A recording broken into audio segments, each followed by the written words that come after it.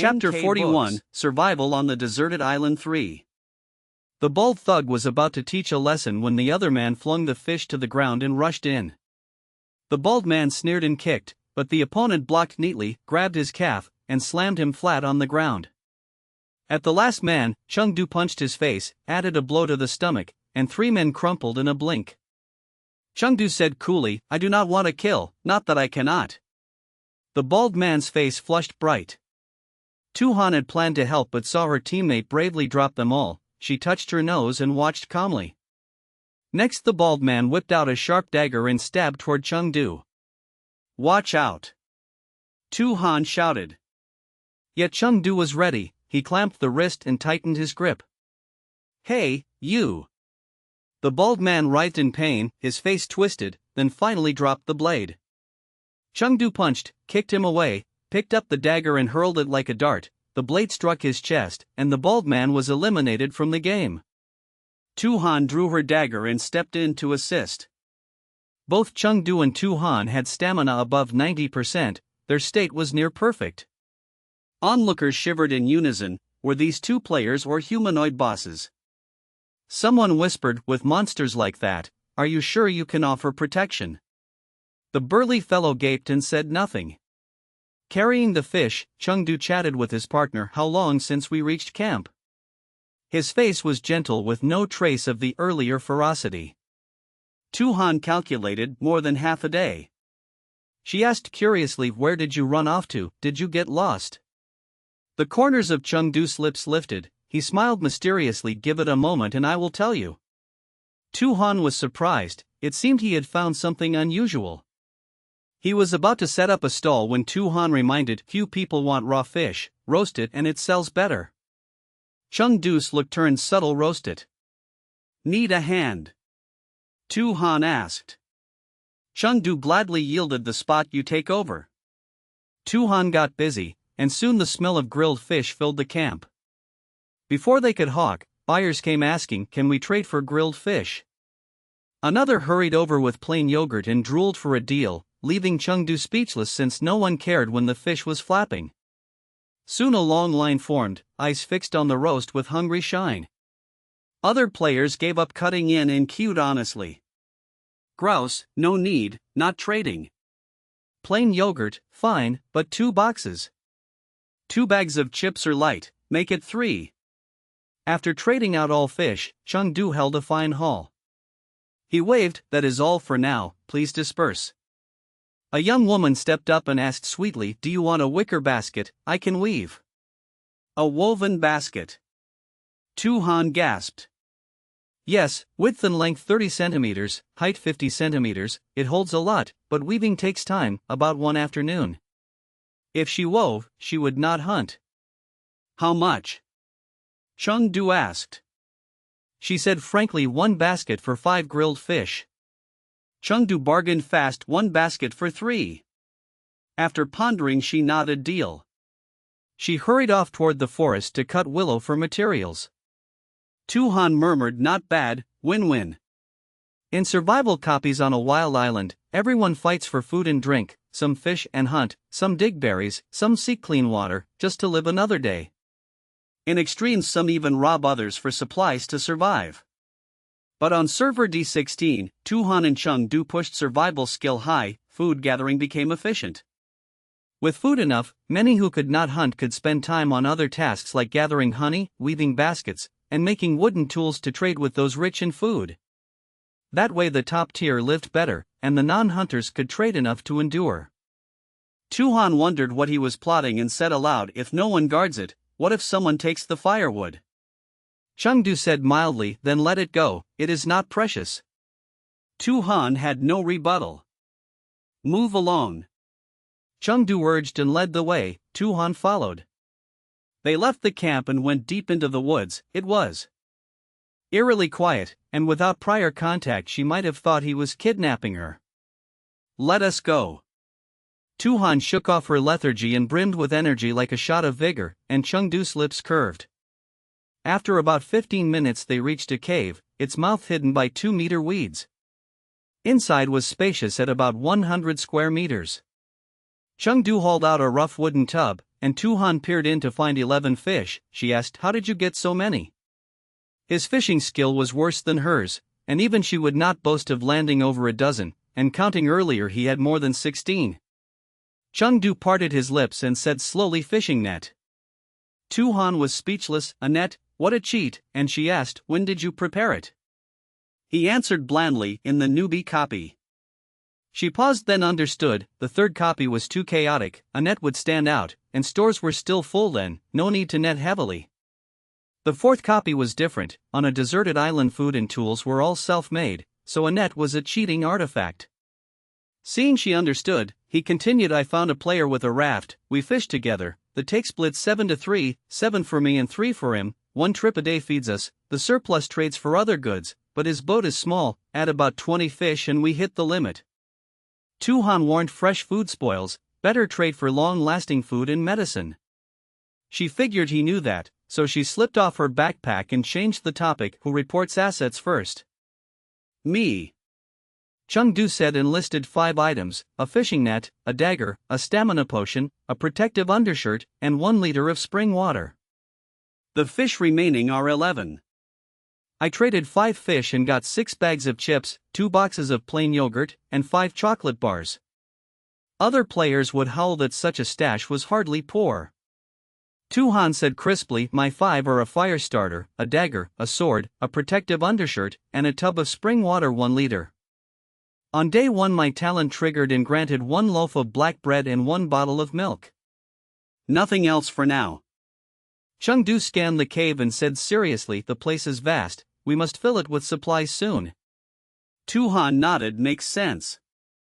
With the cave as a base she could stash boldly without worry, think daily only about food and drink, and the only concern would be the system making trouble, a style of play that suited her well.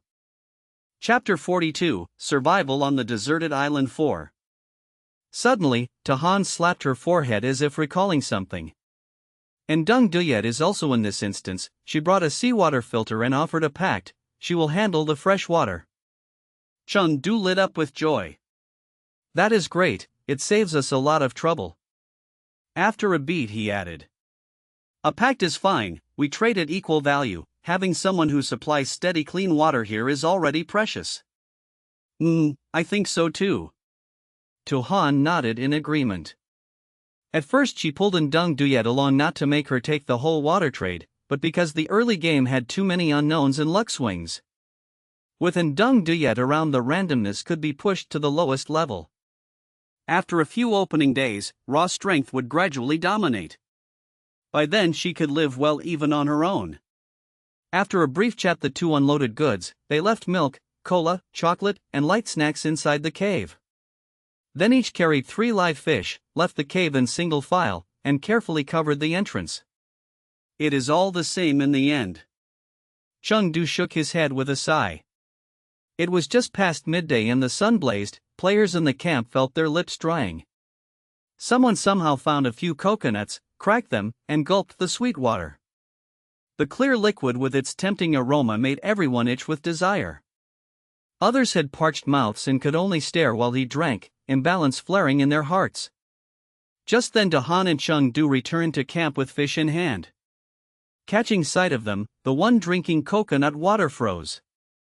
A second later he hugged the remaining 3 coconuts to his chest and walked them to Chengdu. Tu-Han thought he wanted to trade for fish, yet the boy declared firmly, "For you."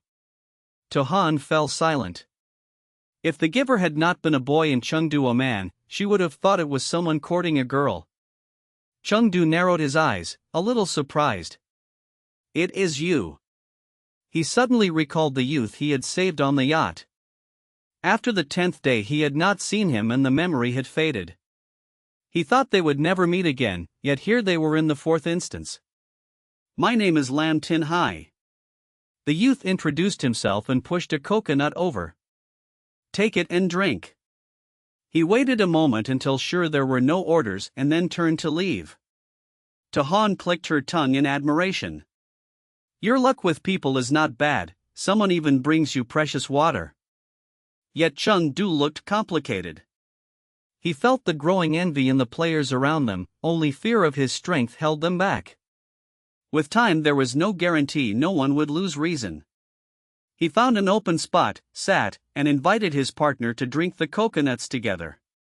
Tahan downed hers and let out a long satisfied breath. Chengdu felt his whole body loosen. After a thought he handed her the last coconut. For you. The watching eyes finally eased a little, knowing envy was useless and it was better to mind their own tasks. I plan to grill fish, what about you? Tahan asked. Scanning the area, Chengdu answered casually. I will stroll a bit, I will not go far, call me if anything happens. Okay. Tahan replied softly. They split up to act. Chengdu rose and strolled around the camp at ease. A girl was weaving a fishing net from rattan and it was nearly done. Not far away a player was making a small delicate bamboo basket about the size of a book. If you propped the basket with a twig and sprinkled some bait, a simple trap would be ready. Someone else was carving wood, and under his hands a wooden spear was taking shape. Since the system forbade many tools, they would craft their own. Clearly those who had lived to the fourth instance had some skill. Yet after one loop his brows knit, for the players had clever ideas but he had no need of them. With food scarce and water lacking, few would have the leisure to think of anything else. Even with innate skills, drops were only a matter of chance, and on the first day triggers were mostly luck. The poor folk could only rely on themselves and wrestle for survival. Most people did not coordinate well, Chengdu thought helplessly. I am back. Tahan was grilling fish when a familiar voice carried from afar. The clacking came plainly from bamboo tubes full of water. Tahan raised a brow and called out. So you are back. She had almost forgotten that person after the long wait. No helping it, with no personal stash I became flat broke, poverty layered on poverty, nothing in hand at all. And Dung Duyet muttered. I spent a long time just to get these bamboo tubes. She glanced around. Where is Chengdu? Why is he not here? Who knows where he ran to, he is a busy man as well. Tahan grumbled half in jest. TSK TSK TSK. And Dung Duyet thought, gone so long and not afraid his wife might elope with another, how generous indeed. She soon dropped the thought. Anyway, you two are one team, keep his share for him. With that she held out 4 bamboo tubes. And Dung Duyet blinked in confusion. What is it? Why the change of mind? Before I feared bad luck in failing to secure enough water, so I did not refuse. Tahan explained patiently. But now the issue is solved, so I will not trouble you further. And Dung Duyet sighed inwardly that a leader was still a leader, even without a seawater filter they could muddle through. Okay. Tahan smiled and invited her. The fish is almost ready, do you want a bite? Remembering how everyone had stared at her, and Dung Duyet shrank back and firmly refused. No need. Then she stood up in haste. Tahan watched in surprise. Sorry, I am used to acting alone. And Dung Duyet smiled apologetically. To this, Tahan showed full understanding. Play your own way, that is fine. Then I will go first. With a quick farewell, and Dung Duyet left without hesitation. Some felt that in games the result mattered most. To reach the end alive any means were fine. Yet she believed the process mattered more than the result. She was curious whether she could reach that step by relying on herself, so she had no wish to cling to a thigh to win by lying down. The aroma of grilled fish grew richer. Before Tahan could hawk her wares, a line had formed in front of her. Tahan kept quiet. She wanted to say that fish only traded for woven goods and the exchange was limited. Before she spoke, the other side cut in. Do you want a rubber band? It can be used for hunting? Tahan froze and then understood at once. There was a kind of slingshot without a frame. You hook the band with ring and middle fingers and use thumb and index as the fork. With that method, the only tool needed was a rubber band. She looked the visitor up and down and asked, How many bands do you have in total, and what about ammo? very many, very many. He laughed and added. You can pick sharp pebbles as ammo. Tohan named her price without hesitation. 2 bands for 1 fish, and add a little something else. Girl, that is too much. He groaned with eyes shut. This is hunting gear, think of how many prey you could take with a sling. A frameless sling worked fine, but without suitable ammo it was a hassle. Besides, no matter how good the sling was, only a skilled user could make it valuable. A sparrow, ha! Tohan lost interest a little, she had no taste for grilled birds. Yet she knew that for ordinary players any prey at all was very good. Take it. Tohan handed over a skewer of grilled fish. He swallowed hard and quickly passed her 2 bands and the trust sparrow. The deal done, the man left in high spirits. Another handful of people came one after another with all sorts of messy items, and Tohan declined to trade. The players drooped and walked off in gloom. Yet Tohan felt even more annoyed. She knew supplies were scarce, it would be hard to trade away all the fish, it was better to eat them herself.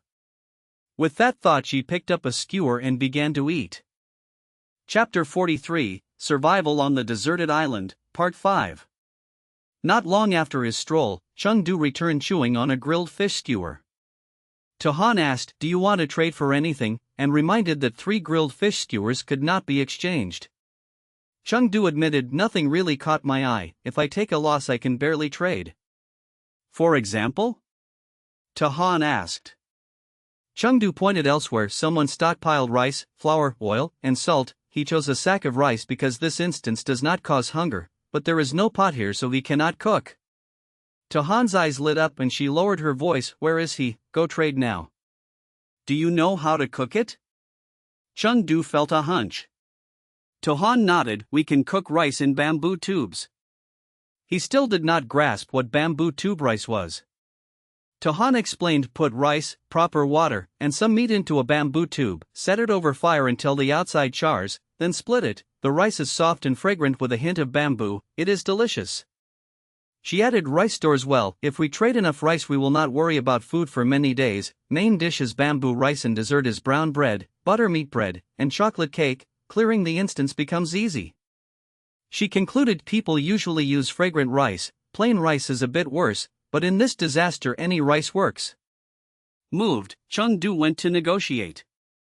After a while he traded 3 grilled fish and 1 sparrow for a cloth bag with 4 caddies of rice and said helplessly he would only give this much. He believes I can find a way to cook but he lacks time. Tohan winked, if he fails to find a way and faces starvation will he change his mind? Chengdu nodded, maybe. Tohan sincerely hoped he would give up and bring out more rice. After trading 6 grilled fish but before the woven basket arrived, Chengdu carried the rice back to the cave and then took the last 5 fish out. He found the back and forth annoying and preferred carrying 11 fish at once, but he feared a group might attack and he would end up dead, so he advanced step by step. Night fell, the last 5 fish were grilled, and finally Bebe appeared with the woven basket. Tohan sighed in relief at last. Bebe asked, where is the fish?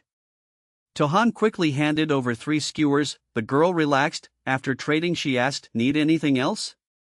Not for now, I will find you if needed. Chengdu replied, and Bebe left happily. Their satiety was nearly full so eating more would waste food. Chengdu felt despair then had an idea, save the rest for breakfast. Tohan agreed. She also realized that more supplies bring more trouble. When they ate the same day there was nothing to fear, but with surplus she worried what to trade, whether thieves would come, whether someone must stay to guard, how many to stay, and who to stay. Problems flooded in. Tohan piled firewood and struck sparks to light the fire. Flames rose fast, and Chengdu stuffed all food and drink into the woven basket. Tohan reminded, unfinished water can be saved, after we receive milk I will try to keep it. She said, marinated food lasts longer, when possible I will trade salt from Ndung Duyet to saltfish. She warned, without a portable storehouse bread and pastries cannot keep, eat them first, and do not go out together, one person must guard. Chengdu considered, during the first 3 days players will focus on hunting to fill their bellies and will not explore much, we can move freely, from the 4th day we leave one to guard. Agreed. Tahan said. They napped back to back until dawn. In the morning Tahan yawned and woke drowsily. I am going now. Chengdu said. Be careful on the way, she answered. He left the cave and erased tracks. Smoke curled above the fire and she dozed again. Suddenly the system announced Day 2 of the game. She sighed. Choosing nutritionist at the start was awesome. She stored the milk, ate grilled fish for breakfast, saved brown bread for lunch, shouldered her backpack, and took a rubber sling to hunt. The forest breeze was mild. Rabbits peeked and fled, deer flashed and vanished. She did not chase for fear of getting lost. Thud. A sparrow fell. She had the rubber band and felt unfamiliar because she had switched from a framed slingshot to a frameless band. She aimed at one sparrow but the shot went astray and hit another. She consoled herself that quarry is what matters. The breeze was gentle and the woods were so quiet it felt like she was alone. Then her eyes moved as a dark shadow slipped through green grass like a rabbit. She squatted, picked 5 stones, pocketed 4, set one on the band, aimed, and shot. Tahan said.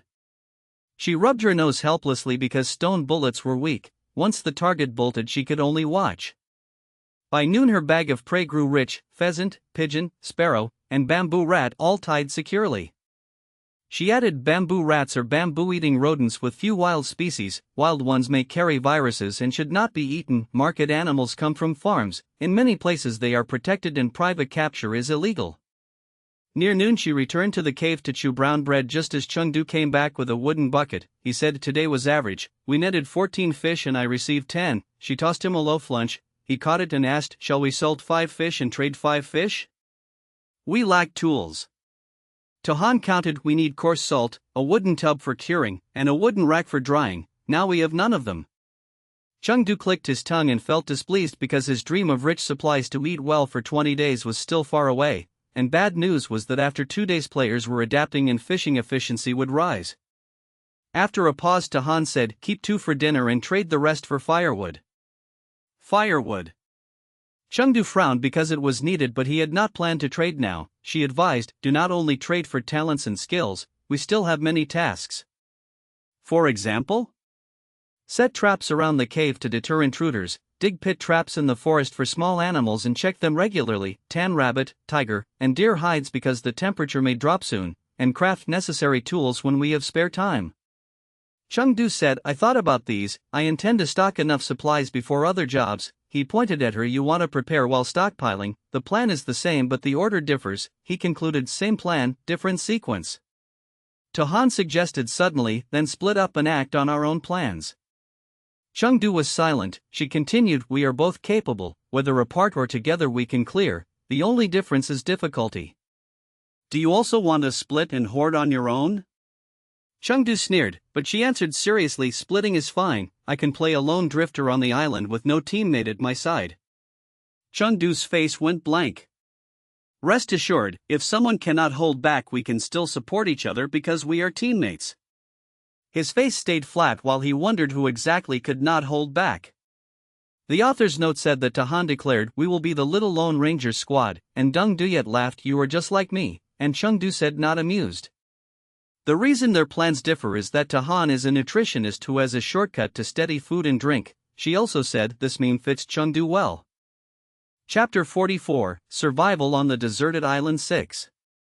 After a friendly discussion, the two agreed that acting separately would be more interesting, so Tahan put on her backpack, carried her prey, and happily went out. Meanwhile, Chengdu stood motionless in the cave, face dark and full of resentment. The prey couldn't be placed in the backpack because it would get dirty and suffocate, but it fit perfectly in the bamboo basket. Tahan placed the bamboo tube inside, lifted the basket, and walked toward the forest. Soon she heard chaotic footsteps not far away, sounding like many people. She quickly hid in the grass. It ran this way. Hurry up! No worries, someone's blocking ahead, coordinate. She was shocked to see 3 strong men together within Deng Duyet. They seemed to have teamed up to hunt. Humph! The grunt of a wild boar echoed nearby. Looking toward the sound, she saw familiar faces, the young man who used clothes as a fishing net and his poisoned companion. There were 8 people in total, armed with wooden spears, axes, or slingshots with stones, working together to surround young boars. Soon the boar let out its last cry and fell. "We did it," they shouted, cheering loudly. Though it was small, it was enough meat for several days. They carried the boar away laughing. Tohan's eyes flickered with emotion. One person couldn't do much, two barely managed, but 8 working together could bring down big prey. She shook her head and continued walking. A rustling sound made her pause. She bent down, brushed aside leaves, and found a hidden rope trap that would lift an animal upside down. Moving ahead, she reached a grove of maple sugar trees. She was overjoyed, drew her dagger, and cut a small hole. Clear sap trickled out. She placed a bamboo tube to collect it, the flow steady though slow, gradually filling the tube. Maple sugar sap was sweet like honey.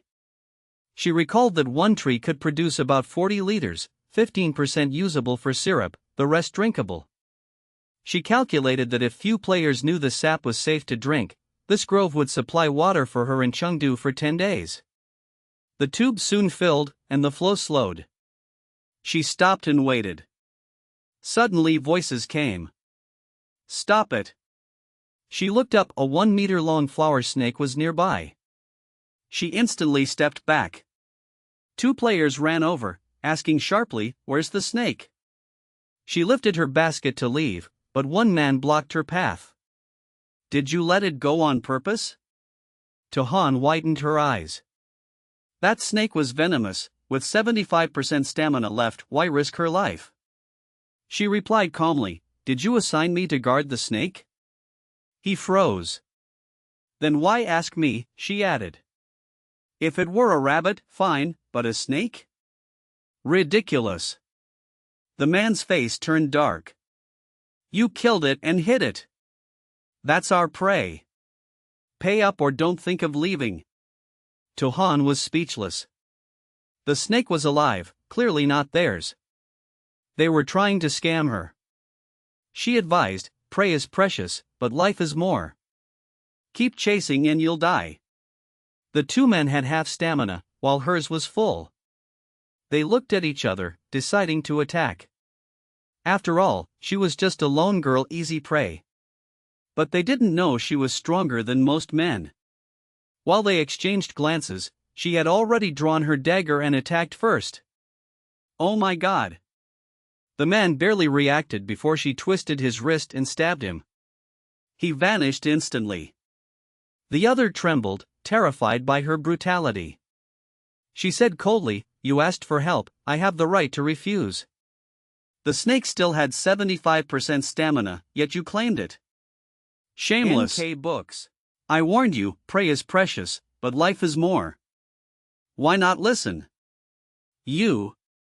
He couldn't finish before she swiftly struck him down. She picked up her basket and resumed hunting. Elsewhere, a campfire burned, beside it a wooden frame shaped like, with rabbit skin drying in the wind. Nearby were 2 woven baskets, one filled with 2 milk boxes, 5 honey packs, 2 cans of cola, a 1-liter water bottle, and 4 caddies of rice. All her supplies. "The rice is mine?" she asked.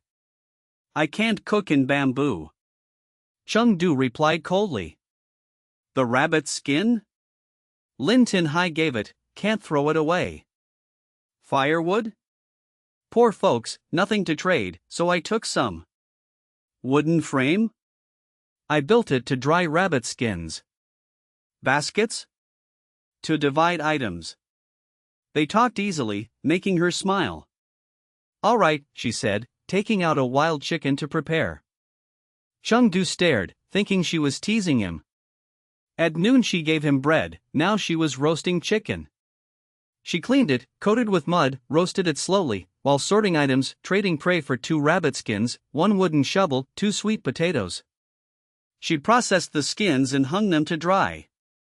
Potatoes for breakfast, shovel for digging traps. When the chicken was ready, she peeled the mud and asked, "Want some?" "I'm full," he said coldly.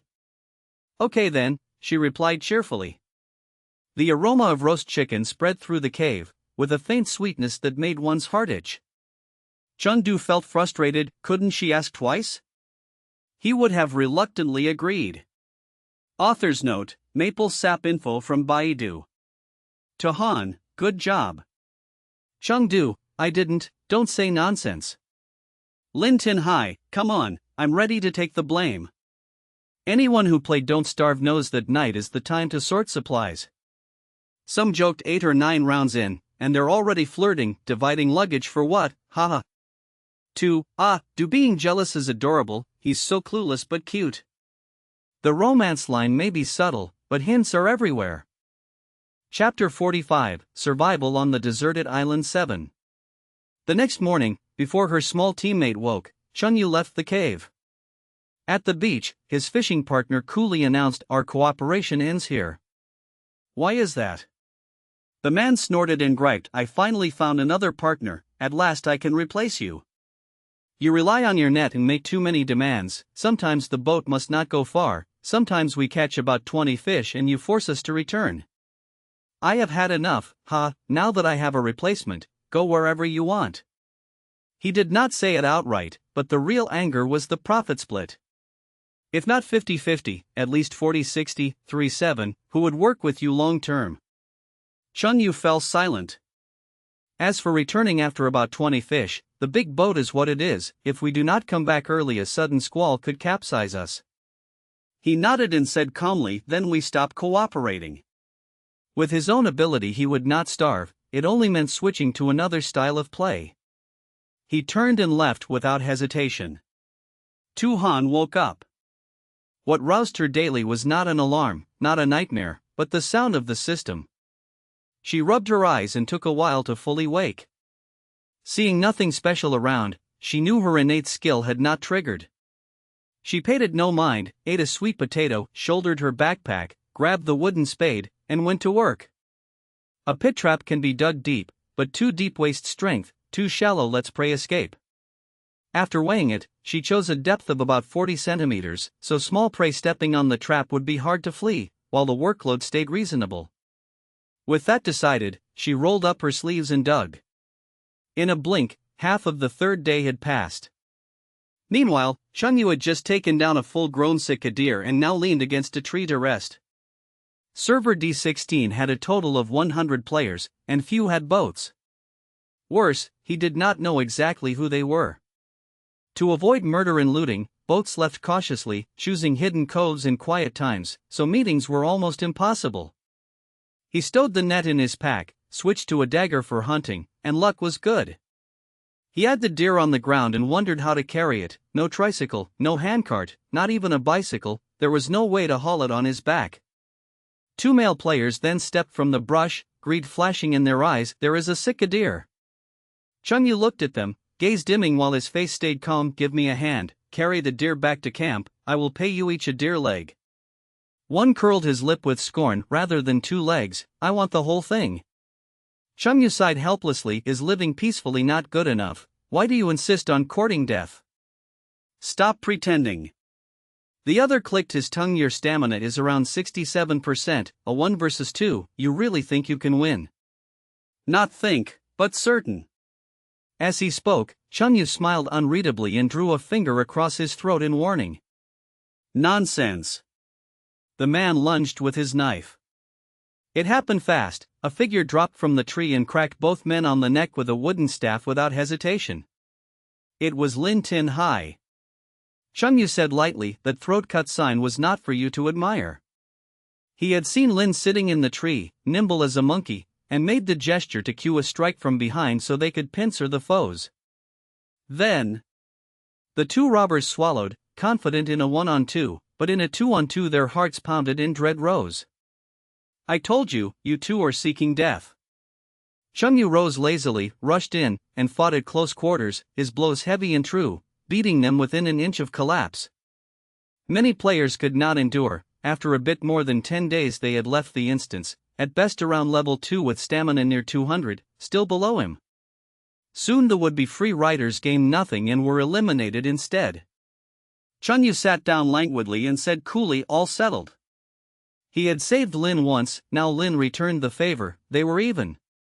Lin looked at him deeply, then left without a word, never once glancing at the deer. Chunyu did not know whether the message landed. He shook his head, snatched a short rest, then cut branches and vines, made a simple drag frame, set the deer on it, and hauled it to the cave. A beast this big, do you plan to eat it all? Tuhan could not help but chide. There will always be a way. He had hunted a deer, yet because carrying was hard and meat spoiled fast, he could only take 4 legs, and he swore never to do that again. The whole deer was treasure, pizzle, bone, tail, blood, and sinew were medicinal. Deer pizzle, the male organ, is considered tonic in Eastern medicine and prized by the belief that eating like nourishes like. But in this instance only blood and meat mattered. Blood could be drunk and meat could fill the belly. Parched for water, he slit the hide and drank in gulps, and soon was surprised to see stamina rise to about 62%, so deer blood restored stamina. Tuhan skinned and boned the carcass, portioned it neatly, and sorted by type. Facing a mound of venison like a little hill, she froze, a pressure she had never felt welling inside. The cave is cool enough for now, the meat will keep 1 to 2 days, think about tomorrow, said Chengyu as he closed his eyes. Let me handle it for you then. She could play solo, but a deer this big would be wasted if she did not help, and that could not be allowed. She found leaves, packed velvet antler, pizzle, bones, and tail into a woven basket.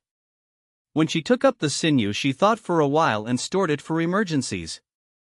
In summer deer antlers shed, in spring new ones grow back. The fresh antlers are soft, velvet outside, rich with blood vessels and cartilage, smooth to the touch, hence velvet.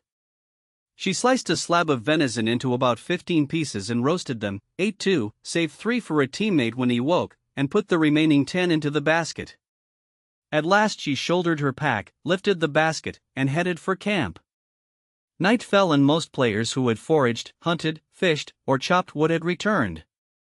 The camp grew lively, many set up stalls to barter. Sweet mountain water, trade for food. Custom hunting spears, top choice for the chase, food, drinks, herbs, daily goods, trade anything, come see.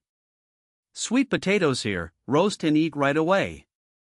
Tuhan opened the leaf wrap and a strange fragrance drifted out, everyone in camp paused and turned toward the smell. She declared cooked venison, trade for rare goods, limited supply, first come first served. And Dung Duyet was impressed, the boss was truly the boss, every move stirred the crowd. The first to arrive was Lin, who offered 3 rabbit pelts. He seems to want furs very much, here. The he was clearly Chengyu. Tuhan accepted the pelts and handed back 2 portions of venison, adding a bit of antler velvet. No need.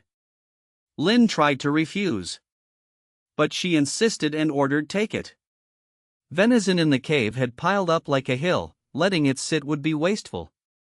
Wealth invites generosity, and so it should. Lin accepted at last, went to a corner, unwrapped a leaf, tasted a piece, and his eyes went wide with shock. Since entering the island instance he had never eaten anything this good. Even someone indifferent to food like him could not resist, much less those lurking in the shadows.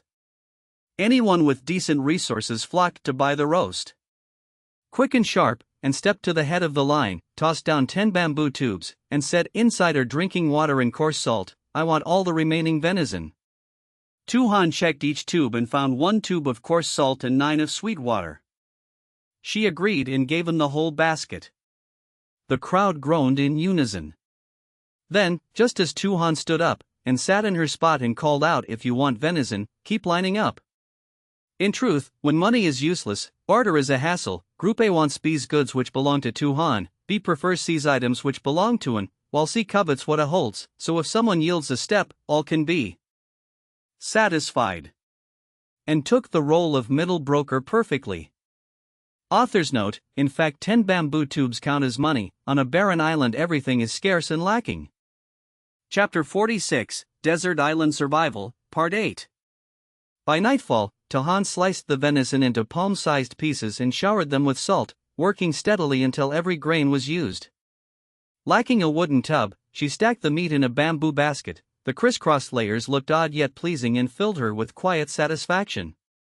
She then cleaned 3 rabbit pelts and hung them on a wooden rack to dry.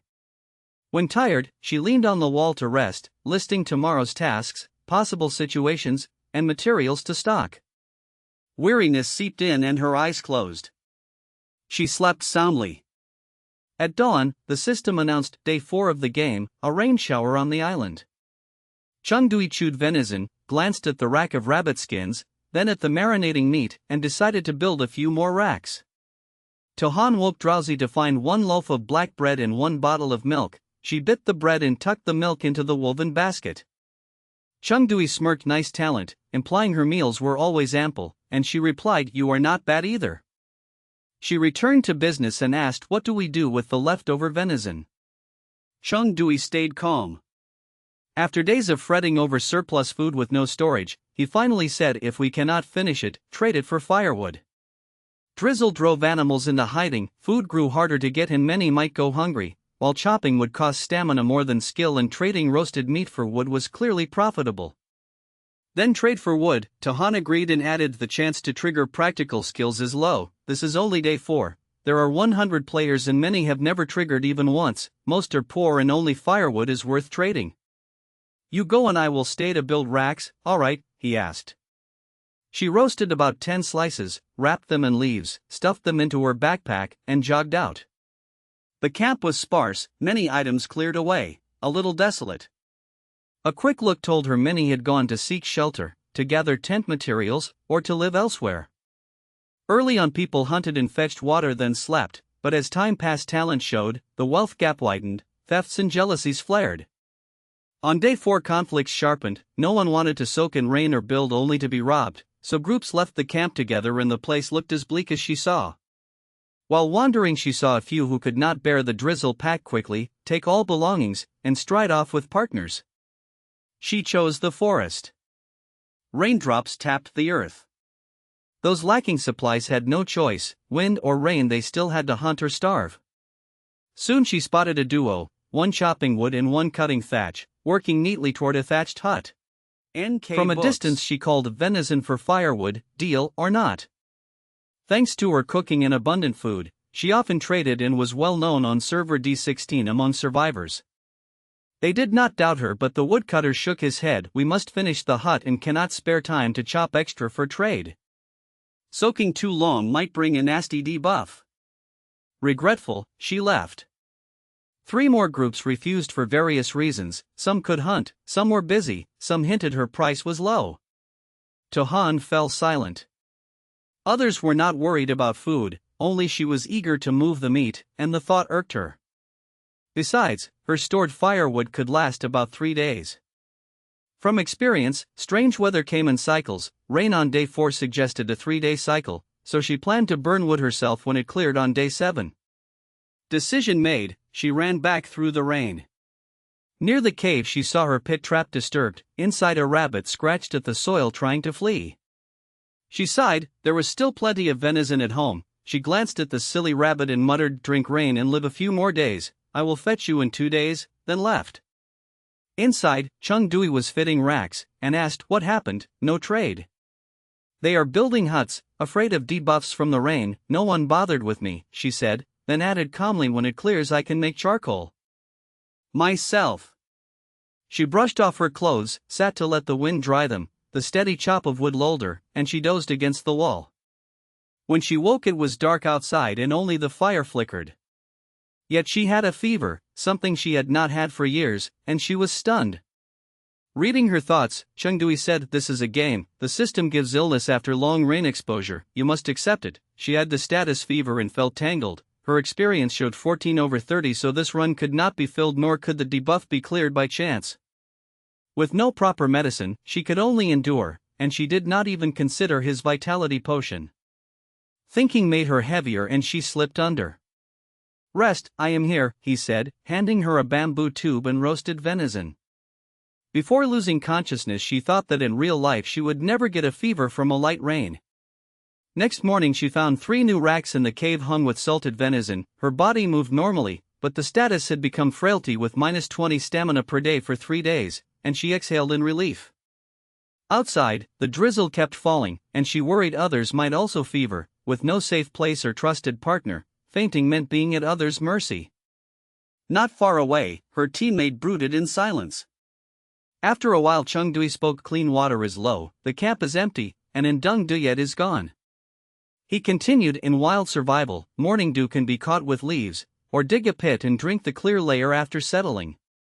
But in this game safety is unknown, since dear blood proved fine, follow that for safety, he said. Seeing his resolve, she answered, I found a grove of sugar maples, the sap is plenty and safe. He froze, remembering maple sap can be drunk, and fell silent. Dear blood restores stamina but tastes rough, drink too much and heat rises, if another choice exists he would avoid it. I wanted to see how you solve water, if you cling to dear blood to the end, then forget it, she said softly, then looked outside and murmured, many worked in rain yesterday, I wonder how they are now. The system chimed day 5 of the game, survivors are 56. Nearly half the players were gone, and worse, many were veterans rather than the weak. Author's note. Tahan protests that since someone came back with a Dear the offline mode has felt like non-stop online.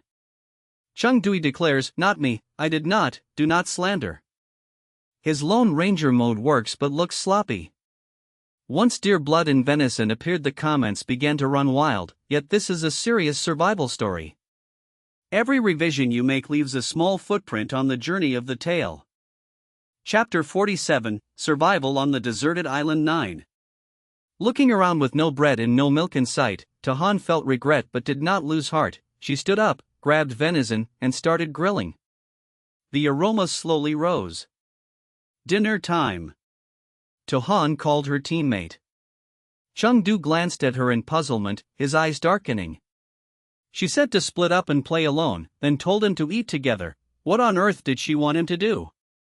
Tahan did not notice. She bit hard into the roast, satisfaction blooming, then mused, if supplies are not enough, braving the rain will only bring misery. Chengdu answered casually, on rainy days animals rarely go out, even hunting hardly gets enough food.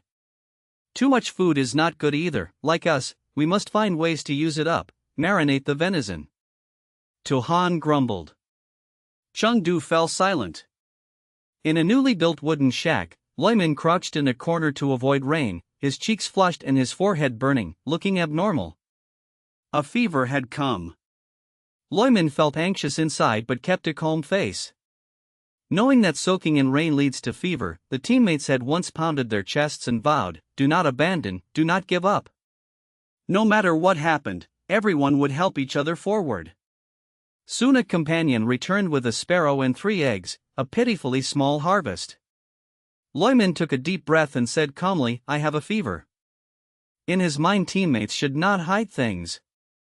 Unexpectedly. The one who feared being abandoned most before was Old Lai. He had asked teammates several times whether they would dump him if he fell ill. Each time Loimin firmly answered no. When trouble came, he did not hesitate to give up others. It was only a game, so-called good friends could not share hardship. What else to expect? Do not give up my foot, do not abandon my foot. Sweet talk is easy, when crucial it is useless. He inhaled hard and swung the machete to cut the shack support at lightning speed. The wooden shed collapsed with rumbling and the startled shouts of Old Truong and Old Lai. When disaster strikes, everyone flies for themselves, find your own way to live. With that, he drew the cleaver across his neck and removed himself from the game. Damn, damn, damn. Old Lai cursed several times, then sneezed. Old Truong urged, go now, find shelter from the rain. The two hurried away. Roofed places were hard to find, they trudged in the rain for a long time and still found no refuge. At this time, both one after another caught the fever debuff. Boy raised a lotus leaf as a rain cover, drank a mouthful of spring water, and washed her face. This was a crucial moment. She had to stay calm and clear. In rain, prey was hard to catch. Some who found nothing turned players into targets and robbed backpacks. Just now she saw with her own eyes a backpack being snatched and the victim collapsing empty-handed. Luckily she hid well, otherwise she would not have escaped. Sigh. Boy sighed. She could not grasp why it was only the 5th day and the game was already hellish. She originally had 2 teammates, but one fell ill and without medicine was eliminated. Another went hunting and never returned. She did not know whether someone had struck him down. Still 5 days left. Boy looked blank, not knowing how to survive ahead. Here, clean water. And Dung Duyet said coolly and handed over 2 bamboo tubes. And Dung Duyet replied softly, quickly stuffed sweet potatoes into her backpack, and was about to leave. The man hurried to invite. You are a girl, wandering alone outside is dangerous, join us, we will surely protect you. No need. And Dung Duyet kept a cold face and refused outright. Hey. The man wanted to say more, but Dung Duyet had already slipped away. After confirming she was out of his sight, Dung Duyet slowed down and exhaled. Then she snorted, alone is dangerous, I left the team only because I sensed trouble, that is why I am alive now, otherwise I would have been cold already, protect me, fool a ghost. Under a lush big tree 2 men, one fat and one thin, sheltered from rain and chatted. The fat one started, remember the guy who won versus 3 in the camp. The thin one, brushing off rain, paused, the one who traded endless fish. Exactly, him. The fat man stated, I watched, since the first day he has never stayed in the camp. So what? The thin man said blandly, if I had that much fish I would fear ambush too, not staying in camp makes sense. The fat man reminded, but he often comes to trade, to me he must have another place to live, and not far from camp, that is why he comes and goes often. I tailed him but he shook me off. A hideout. The thin man froze, then grew excited. How many supplies are stored there? Enough for the 2 of us to clear. His reason quickly returned. He said flatly, if it is only us 2 and we rush over we will be offering our heads, do not forget he has a female partner, both of them are fierce. You mean? The thin man was stirred. Rally 20 people and open the boss together. The fat one said something shocking, after the fight split the rewards, everyone survives to day 10 and clears, he can 1 versus 3, can he 1 versus 10, even if he can his partner? Seems workable. The thin one quickly worked his brain and started thinking through details. Then he changed topic, but where is that place? The fat one was unsure. Take the campus center, expand the search, we will find it. They chatted merrily when a cool male voice came from above, do not touch those 2, drop that idea now. The 2 flinched and looked up. A young man somehow sat on a thick branch, face indifferent. Their plan had been overheard. The fat man's face soured. The thin one said, brother, those 2 are tough, you absolutely cannot handle them alone. He mistook the youth for someone claiming the target. Deathly quiet fell. After a while the youth spoke slowly and asked, must you make a move? Of course, otherwise we starve. The fat one declared. The youth sighed softly, then I can only eliminate you first. As he spoke he dropped from the tree. Ah! Ah! Screams rose. Moments later the 2 figures turned into white light. Lin Tin Hai wiped his dagger and left calmly. Next morning the system's mechanical chime sounded on time. Day 6 of the game, survivors are 38. The number kept falling.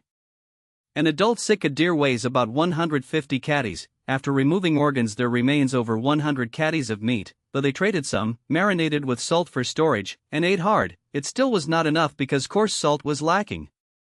Outside it still rained, and Dung Duyet had run off somewhere and could not be found at all. Tohan knew that logic, yet her heart ached dully. Even receiving 1 bottle of milk and 1 loaf of black bread could not cheer her. She steeled herself and spoke coolly, throw it away, throw it away.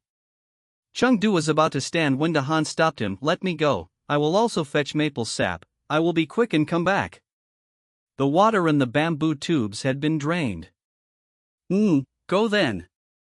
With the decision made, Tohan did not hesitate and tossed the leftover venison away.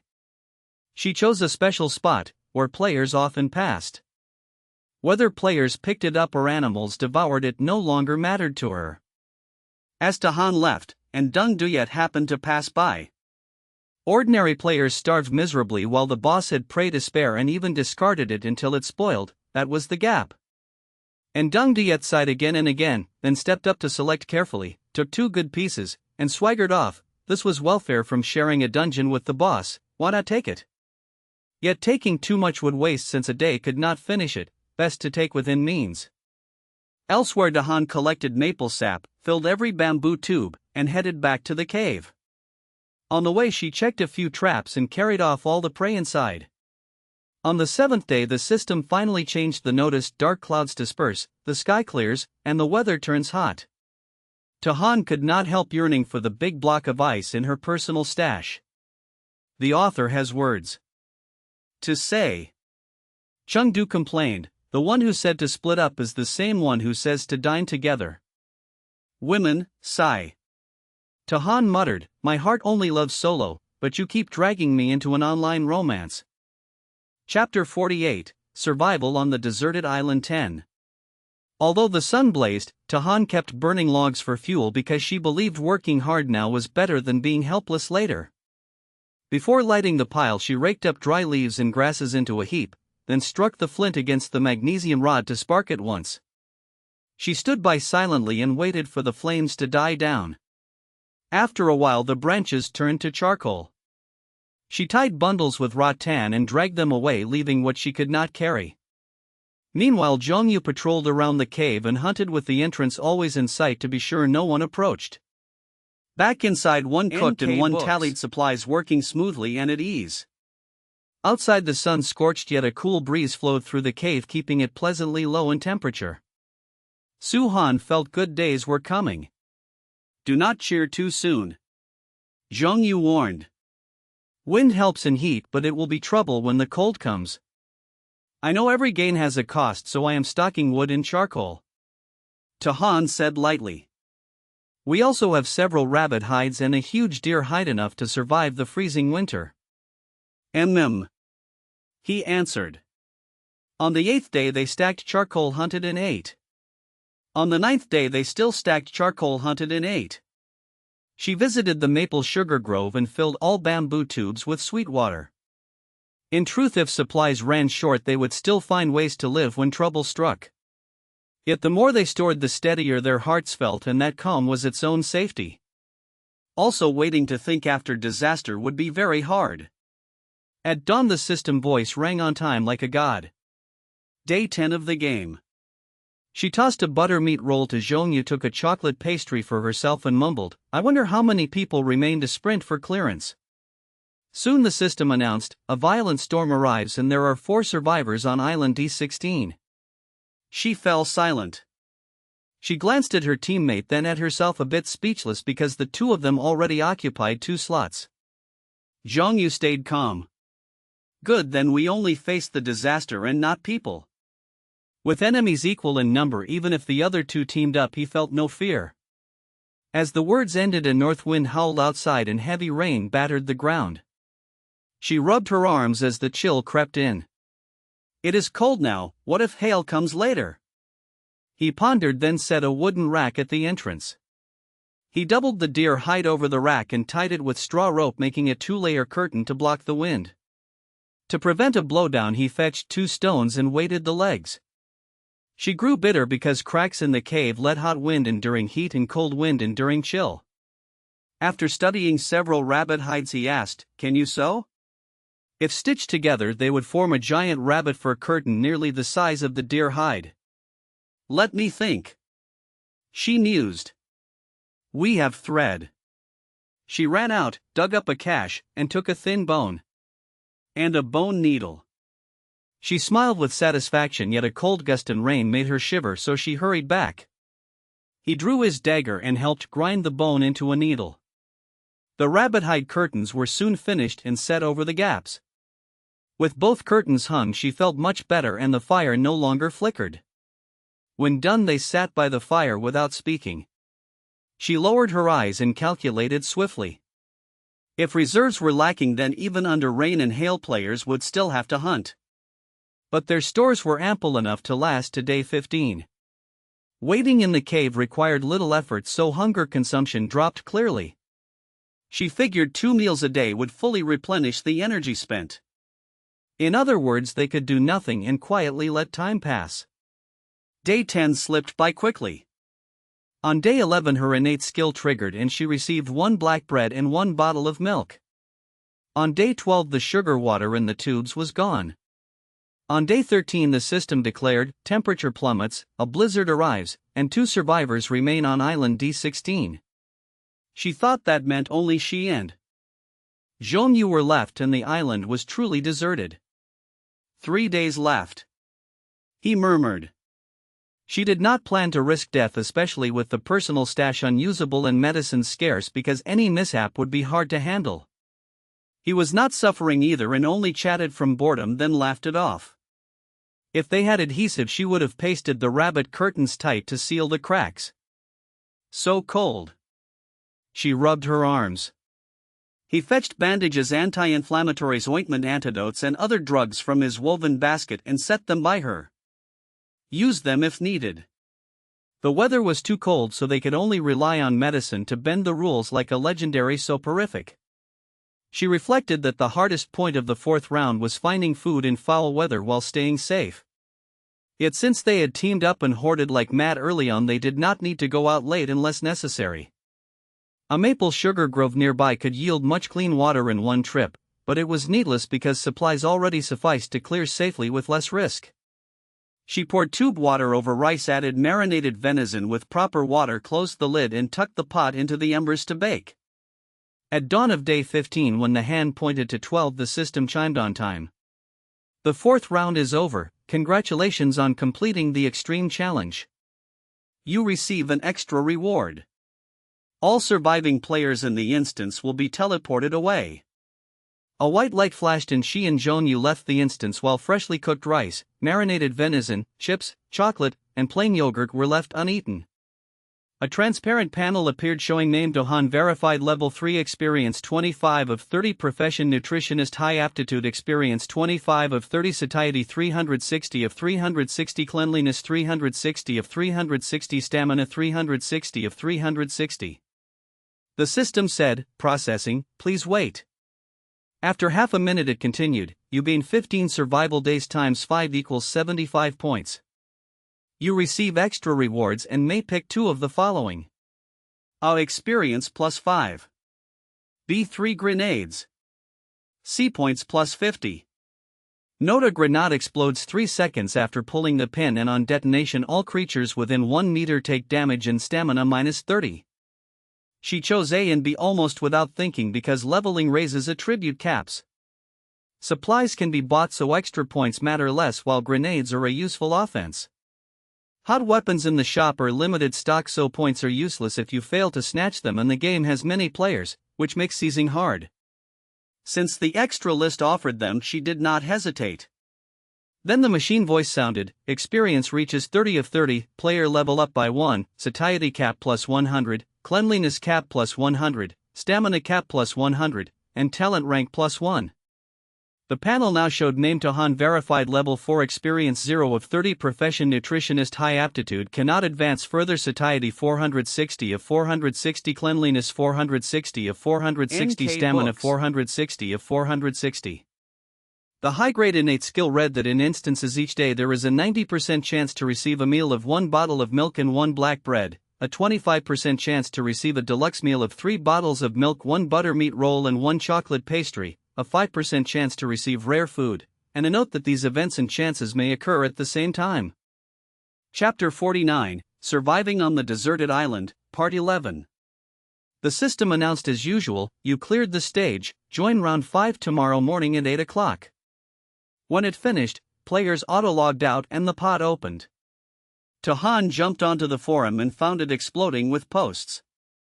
A pinned post 2 claimed 82 players cleared round 4 after 15 days alive, suspected hacks and backdoors, said the island dungeon could not be cleared and must hide shady deals. A pinned post 3 invited unforgettable experiences, promising cash prizes to 20 most liked replies. New threads popped up every second. She opened the third pin. One user said they made a perfect shopping list before the game, then forgot everything on entry while the shop sold out in a flash. Another mused that even bosses have worries, that a fallen tiger is mocked by dogs, that if the boss is hurt perhaps even he could be killed. Someone argued difficulty depends on teammates, with a boss it eases, with pig teammates it is hell, with good folks all unite, with PvP lovers they waste time killing, and he was matched with a pack of PK fanatics. Another brought a boat to fish, met a net owner, teamed up and caught from 5 to 9 fish daily, then swapped partners because the first nagged, got greedy, overnetted, a big wave flipped the skiff far from shore, they could not swim back and both drowned, he wailed why he changed partners. One said round 4 was too hard, hunted hard yet found no water, sea water caused fast debuffs, with no meds it was suicide, so he yielded. One admitted failing to last 3 days yet praised true survival, given a few tools and all else by oneself, then laughed at going off topic. Another lamented prey rotting without salt, fridge, or pack space, like throwing away 10 billion. One defended the boss also frets over excess prey, storage, and trades, another laughed that a boss cannot conjure items. Someone felt a reply above seemed familiar like a server mate, or maybe chickens act alike across the world. Another reflected that when trouble came, common sense fled as if amnesia, a short-circuit mind drained stamina fast and mood tangled. A confident user said with study and survival shows, Dungeon 4 was not so hard, asked for time to compile notes. The thread blew up, some mocked his not hard, some predicted humble bragging, others waited, hoping for a face slap. He vanished, and by floor 300 he returned, claiming the system secretly stuffed forests with varied resources to lower difficulty, that some plants share environments in game but not in reality, then listed info and asked others not to interrupt. He listed drinks, cactus resource points, peel the wax skin and eat the flesh for water, sugar maple resource points, drill the trunk for white sap tasting like syrup and safe, coconut resource points, harvest and drink the coconut water. He listed foods, breadfruit resource points, evergreen with ripe brown or black fruit rich in starch, edible when roasted, fragrant and fluffy like bread for rations, linden resource points, its leaves are elite wild greens edible in all seasons, genus Tilia with about 30 woody species across the temperate north, mostly Asia, also Europe and eastern North America, absent in the west, wild kudzu resource points, known for rope yet roots are thick and starchy, dig them for several days of. Meals, Puraria montana in the pea family with near species like Puraria lobata, Puraria edulis, Puraria phaseoloides, and Puraria thomsoni, the 5 differ little in form, find any and you will not starve. Readers panicked, one wanted to call it nonsense, yet images matched plants seen on the island. Another cried that food abounded yet they starved, feeling foolish. Another vowed to take pills to save their smarts. Someone concluded the game is not hard, only their eyes were blind. Another asked why run ragged like dogs if the whole forest is food and drink, began to doubt life, decided it was a stupid death. More voices chimed in with curiosity and self-slaps. By floor 400 the knowledge sharer added he was no boss, just keen on wild plants, and had surveyed the whole forest. Silence followed. After reading all, Tohan pondered. She did not recognize linden or breadfruit, new cactus, coconut, and kudzu yet failed to find them, which made sense since she avoided going deep for fear of getting lost.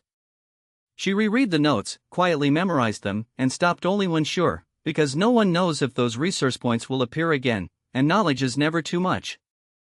Leaving the pins, she searched other player posts, snark and gripes alike, since hidden gems might lurk among common folk, though most were useless rants, like protesting the storage freeze on packs and getting roasted that freezes were also earned, that all players pick 5 items so it is fair, and if you want control then buy the game, else follow rules or quit. Beyond mouth kung fu, nothing helped.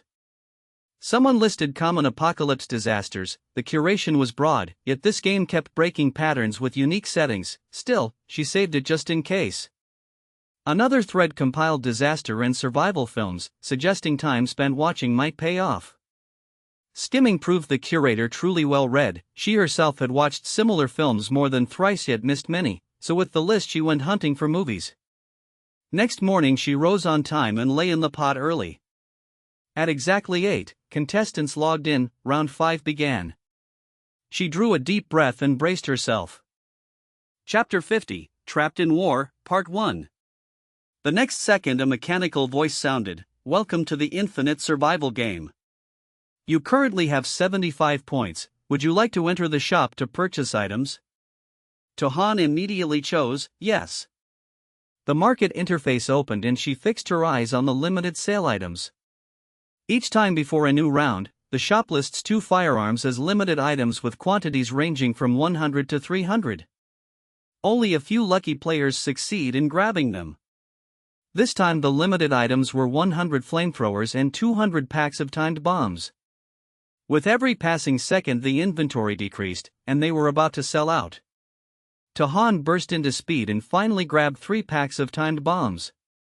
Timed bomb, it can be set to detonate after between 1 second and 1 hour.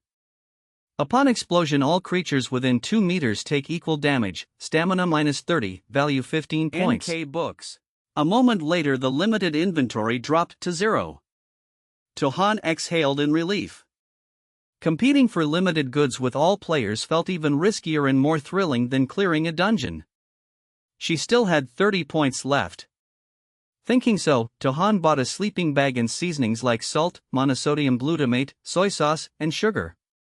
Then she ordered a pot, bowls, and chopsticks until the points were gone. After closing the interface, the system asked, "Preparation is complete, do you want to enter the game now?" Tohan answered without hesitation, "Yes." White light flashed and she officially entered the 5th dungeon. Upon arrival, Tohan frowned slightly. What exactly was going on?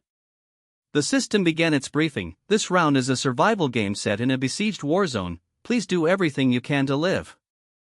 Notice 1, survive 10 days to meet the clear condition and you may request to leave at any time. Notice 2, if stamina reaches 0 the avatar dies and you lose eligibility.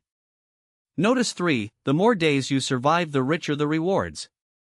Notice 4, if you complete the extreme challenge by surviving 15 days you gain bonus rewards, and on day 15 all surviving players will be teleported out. Notice 5, City E44, which is your server, hosts 1,000 players and 19,000 civilians. Notice 6, starting from 9 o'clock this morning the game officially begins. Notice 7, residents of City E44 have been trapped by war for 1 year, power and water are fully cut and natural gas is halted. 50 white supply chests will drop across the city for players to find. Items carried on your person are unaffected." Thinking fast, Tohan reorganized her inventory. She took the fishing rod, rubber boat, and pump out of the toolbox, then packed all medicines, followed by the pot, bowls, the new seasonings, and finally food, bottled water, and daily necessities. Not leaving any gaps, she carefully stuffed candies and chocolate into crevices. When finished, the system asked, "Items selected, confirm." Tohan replied decisively, "Confirm." The system announced, "Preparation is complete, enjoy the game." She took a backpack from storage and put in 1 bottle of mineral water, some candy, and several fragrant soaps. Then she looked around and casually chose a direction. Since learning she could sell jewelry cheaply for cash to raise large funds, the system had not given another resupply chance, yet her storage was already packed tight.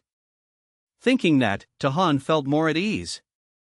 Soon the machine voice declared, "Day 1 of the game, white supply chests currently 50 of 50. Where would they drop?" Tohan halted with a pensive look. At that moment 3 filthy men with ill intent headed toward her. At the same time she drew a slingshot and steel balls from storage, turned, and fired 8 shots in succession. The steel balls flew in sequence, crisscrossing like a barrier. Weighing the risk, the 3 slowed and ended the chase. Tohan sprinted away and quickly left their sight. After confirming no one tailed her, she leaned on a corner and panted. Getting surrounded right at the start was truly exciting. She took a deep breath to steady herself. Just then a girl with a backpack dashed past her. After her, 3 burly men charged after. Tohan tilted aside and hid herself. She held her breath for fear of being found. Using the turn to break line of sight, the girl slipped into rubble and concealed herself well. The pursuers assumed the target had fled far and rushed onward. A long breath sounded. Tohan approached step by step, greeted from a distance, "Team up." Though fond of solo play, she did not want to be eliminated. Even a temporary handshake was better than not playing. The breathing vanished as if it had been her illusion. Tohan spoke earnestly, "You are a woman and so am I, staying together is safer. Rest assured, there is no one around besides me. I will wait 1 minute, decide quickly or that group will come back." 10 seconds later the girl who had been running wildly slowly emerged from the ruins. After a careful look, Tohan was slightly startled.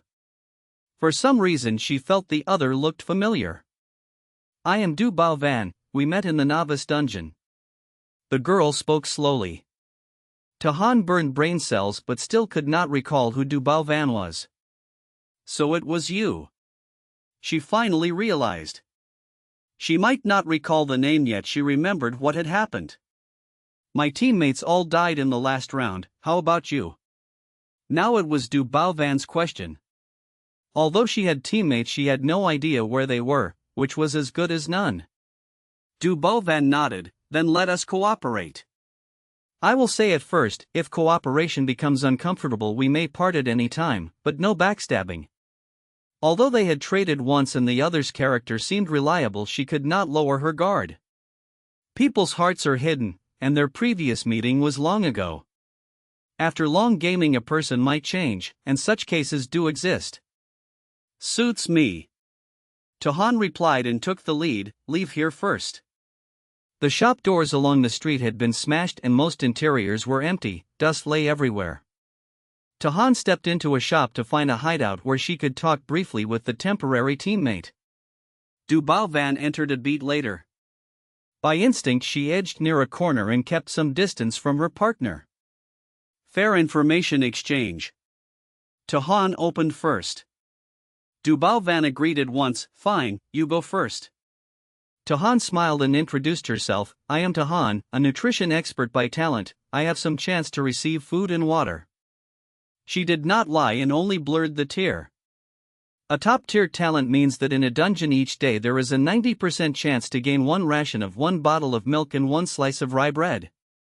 There is a 25% chance to gain a luxury ration of 3 bottles of milk, 1 slice of buttered bread, and 1 slice of chocolate cake. There is a 5% chance to get rare foods. In other words, unless luck is terribly bad, she can obtain food and water almost every day. Next, Du Van introduced herself, Du Van, fuel supplier by talent, with some chance to receive things like lighters, candles, charcoal, and matches. Clearly she mirrored Tahan's amount of information. Books.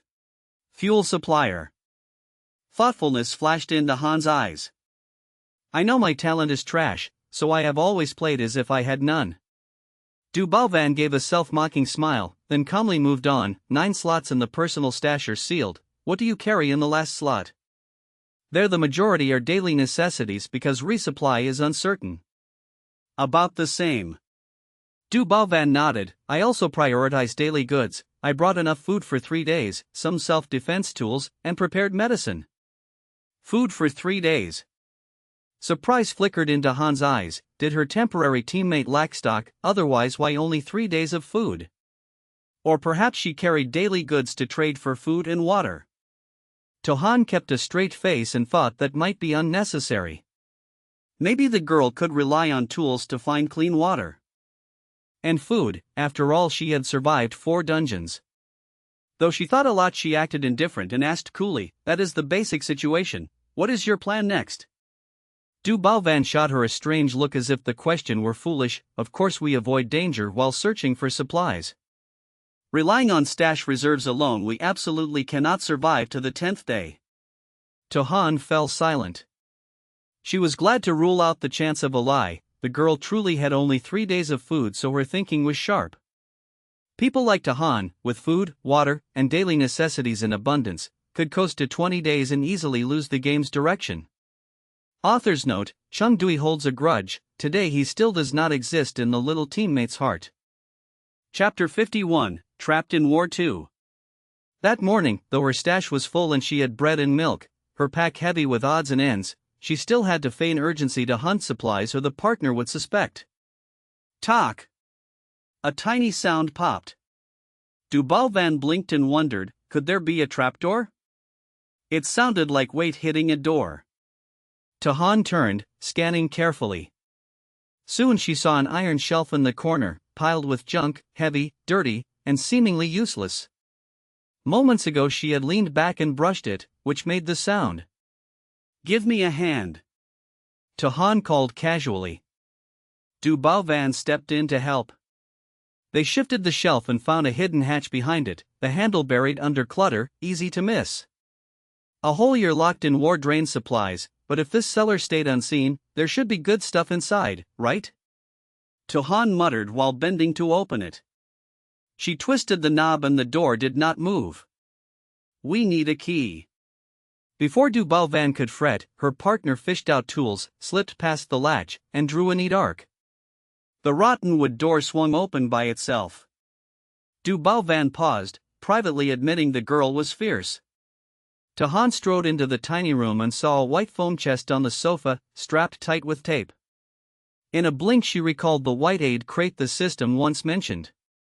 Maybe it was prepped by a system NPC, left behind when the original host died before triggering it, Duval Van said lightly. Either way, getting supplies is what matters. Inside were 5 cans of meat, 5 bars of scented soap, 5 bottles of water, 1 fiber wound filter, 2 lighters, and 2 bottles of household bleach. Duval Van frowned and murmured, lighters are fine, but why bleach? No angle made sense yet. Tahan's eyes lit up. Household bleach can purify drinking water. Common bleach holds about 3 to 6% sodium hypochlorite, which disinfects by oxidation. Add it to water and let it stand at least 12 hours, then drink when the reaction settles. In short, the mineral water is for direct use, and the filter plus bleach are precious tools for making clean water. After a beat of thought she said, there are 20 items, let's split them in half.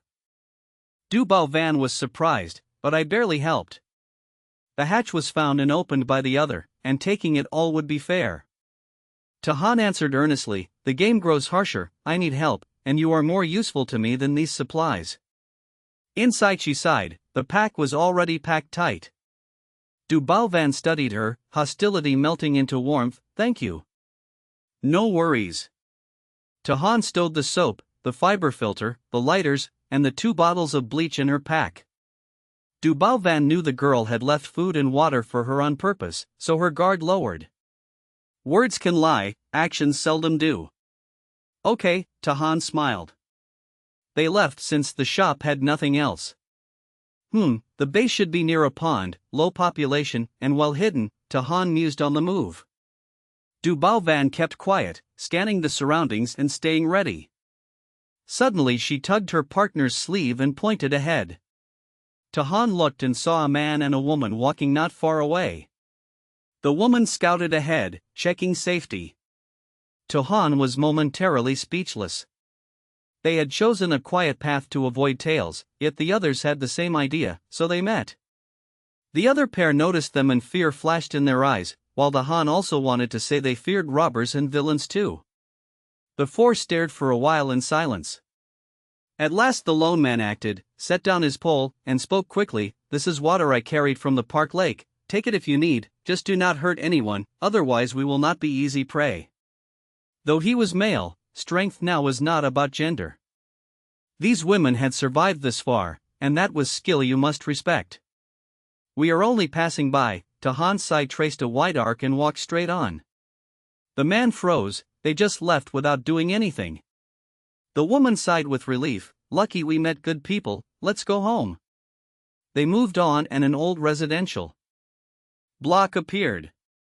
Tiled houses, 2 floors at most, grass in front and a garden behind. 2 entrances, a front door and a back door.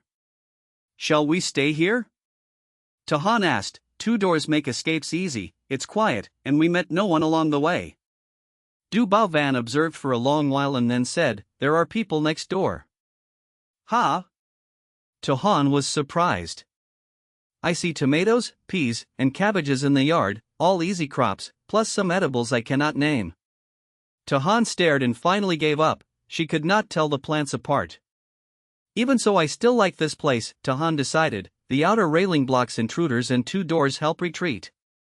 They had agreed earlier to part if they disagreed, yet going solo outside was riskier. Duval Van shook her head and murmured, it is only a warning, we stay for now, no dungeon is absolutely safe, a bit better than elsewhere is already good. She paused and asked, have you heard of the rule of triple safety? Pushing the door, Tahan replied, yes, it means vital supplies should have 3 distinct sources so a single failure will not push us into danger. Right, Duval Van said gravely, we lodge here first, then spare time to find a backup haven, if attacked and forced to abandon the house, we can relocate calmly. Tahan's hands stopped, 3 safe spots meant heavy work, this girl was truly vigilant. Outwardly she only shrugged, as you wish. They entered. Dust lay thick after long vacancy. A tour showed no furniture, only a few useless wooden planks in a corner, and not many at that. Seems refugees once stayed, then failed to endure, Du Balvan judged. A whole year of tug-of-war, Tahan sighed. Being trapped in war meant the city was sealed, outside contact cut, and stores consumed non-stop. Only a tiny group who stocked early and had survival skills could remain. They cleaned together and barely made the room livable. At lunch Tahan ate black bread and candy and drank milk. Du Balvan offered to share more water, and she refused, no need. If she did not burn the stash to free pack space, she would be exposed sooner or later. After eating, Du Balvan insisted on finding a backup haven and went out alone. Tahan kept tidying, then watched the approaches from the second floor. Hours later a hand-painted plank appeared before the house rumored to be occupied, with crooked words, "There is an infectious disease inside, please do not approach." Tahan fell silent. She knew it was likely a bluff to ward off trouble, yet the phrase infectious disease erased her will to go near. Chapter 52, Trapped in War 3. She locked the windows tight, then strolled around the place. To her surprise, even shrubs and planters were used, with plenty of dandelions and hazels planted. Dandelions, once washed, serve as wild greens, while hazelnuts are hardy nuts with high nutrition and energy. With a blank face, Tahan stood before the flowerbed for a long while.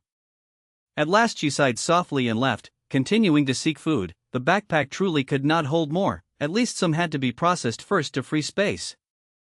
After a patrol confirming their shelter was safe, Tahan returned to the room. Just then Du Balvan came back and announced with delight, "I dug up some potatoes, we can eat together tonight."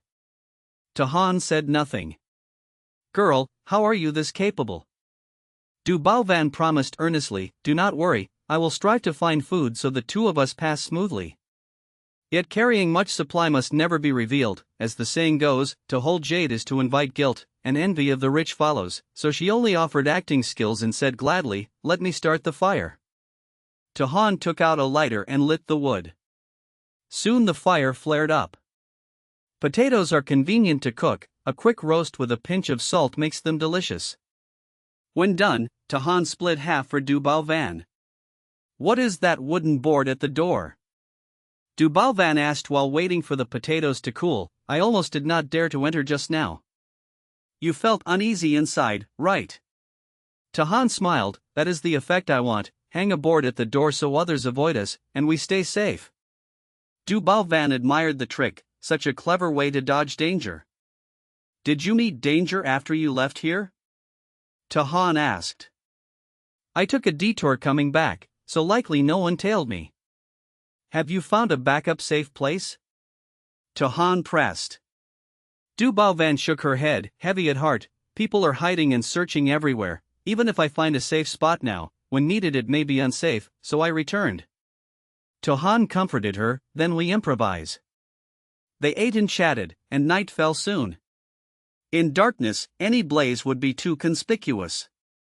Du Balvan picked a corner and rested with eyes closed. The night passed without words.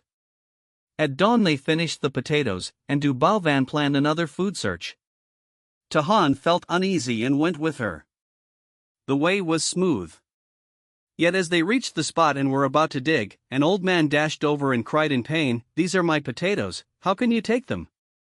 He was so anxious he nearly stomped, his anguish looked anything but fake. He dared not shout, fearing others would come, so he suppressed his furious voice. Du Balvan fell silent. Tahan also stayed quiet.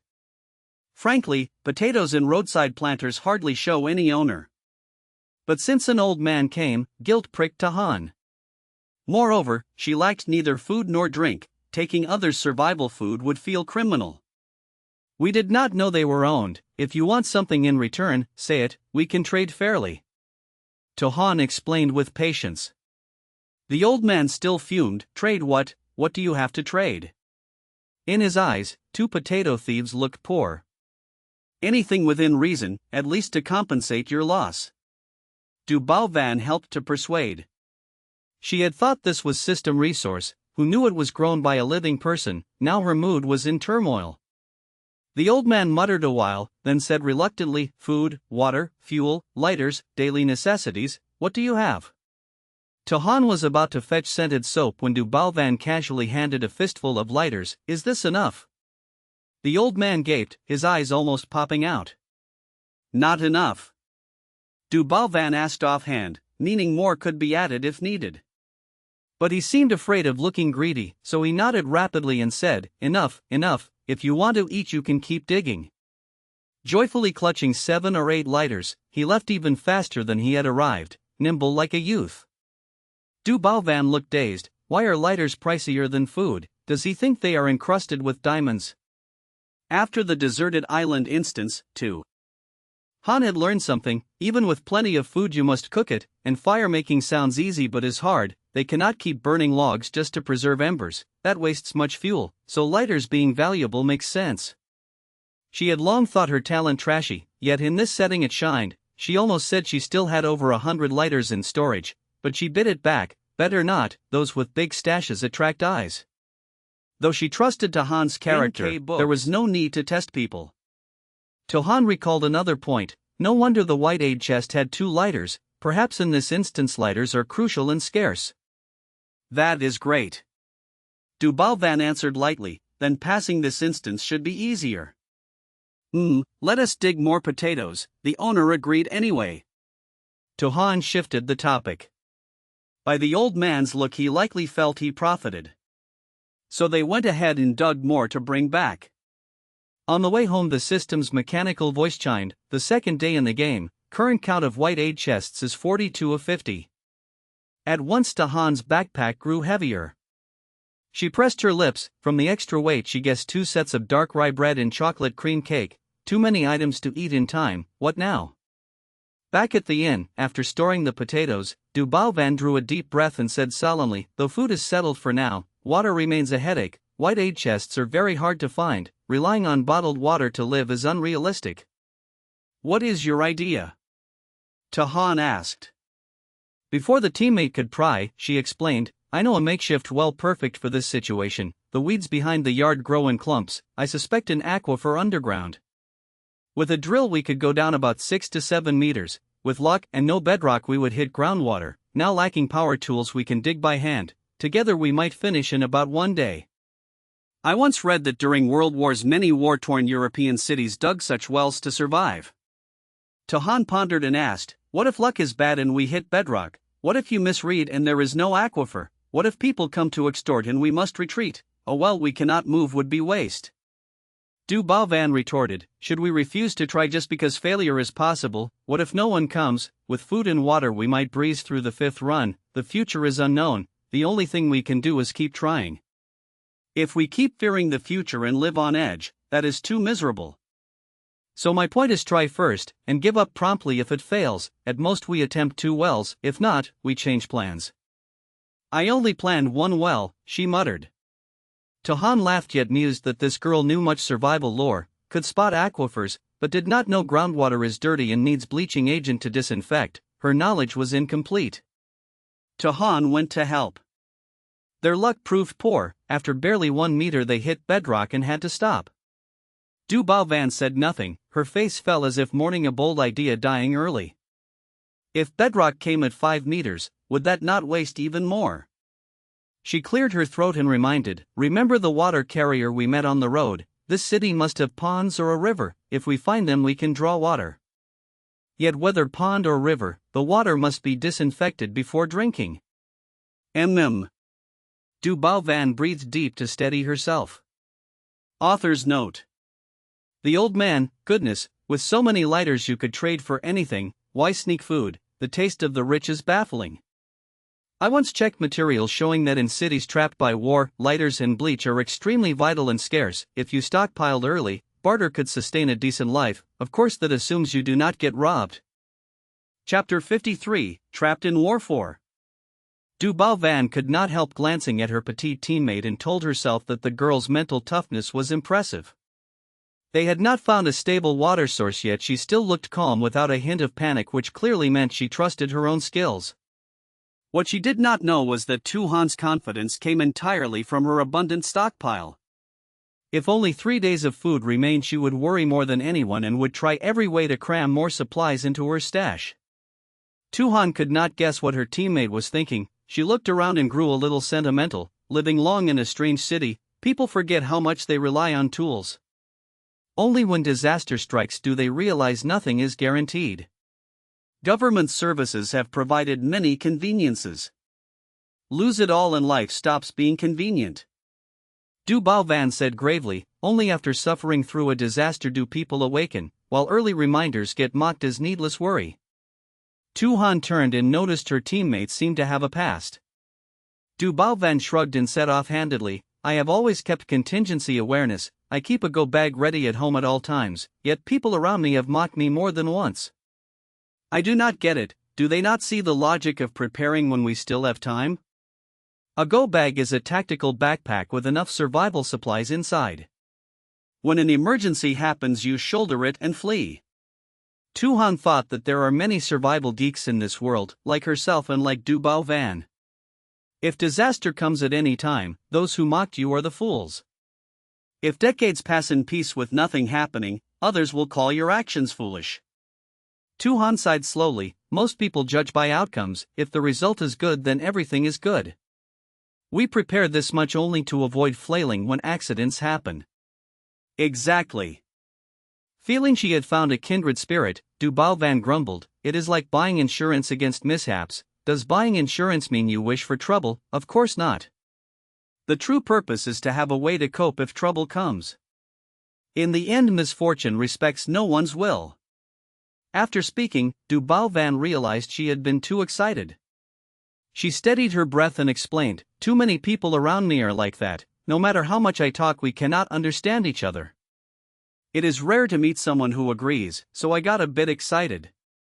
I get it. Tu-Han smiled and reminded, rest now, later we will go out to look for a pond. After eating well and sleeping well, the two left the room to search for water. To avoid getting lost, they marked as they walked. After 2 blocks, a cheerful young man poked his head out and asked, do you two need anything? Tu-Han sized him up and asked blankly, what do you have?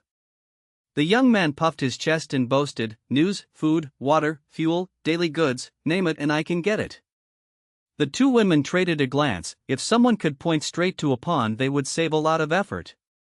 Du Bao Van was about to reach into her bag but got stopped. Tu-Han took a lighter with little fuel from her stash and said casually, I will buy news. Where is a pond or a river? Payment is this lighter. The young man's eyes lit up. He suppressed his glee and said confidently, you asked the right guy, I am the local here. He hooked his finger, the nearest pond is that way. Walk about 10 minutes and you will see it. Thanks. Tu-Han tossed the lighter over. The two moved on. Keeping her voice low, Du Bao Van asked, why not let me pay? Tu-Han answered, in this instance, lighters and bleach are worth more than we think. The one I threw had about 1/3 of its fuel left, which is less likely to cause trouble. Okay. For safety there was no reason to object. After a while she found something off, the water carrier we met was not walking this way. For safety he could have taken a detour. Tu-Han said, could that guy really trick us for a lighter with only 1/3 fuel? As she spoke 5 sturdy youths blocked the road ahead. Looking back, 3 more youths blocked the way behind. Du Bao Van fell silent. Tu-Han fell silent. Who would have thought such poverty existed that they shadowed even a second-hand lighter? Hand over the stuff in your packs if you know what is good for you and I may spare your lives. Tu-Han spoke fast and terse, in a moment split and run. Then she whipped out another second-hand lighter and hurled it into a distant bush. A lighter! Someone cried out. The grief on their faces looked like a jade piece had been flung to the ground. Go! Tu-Han growled.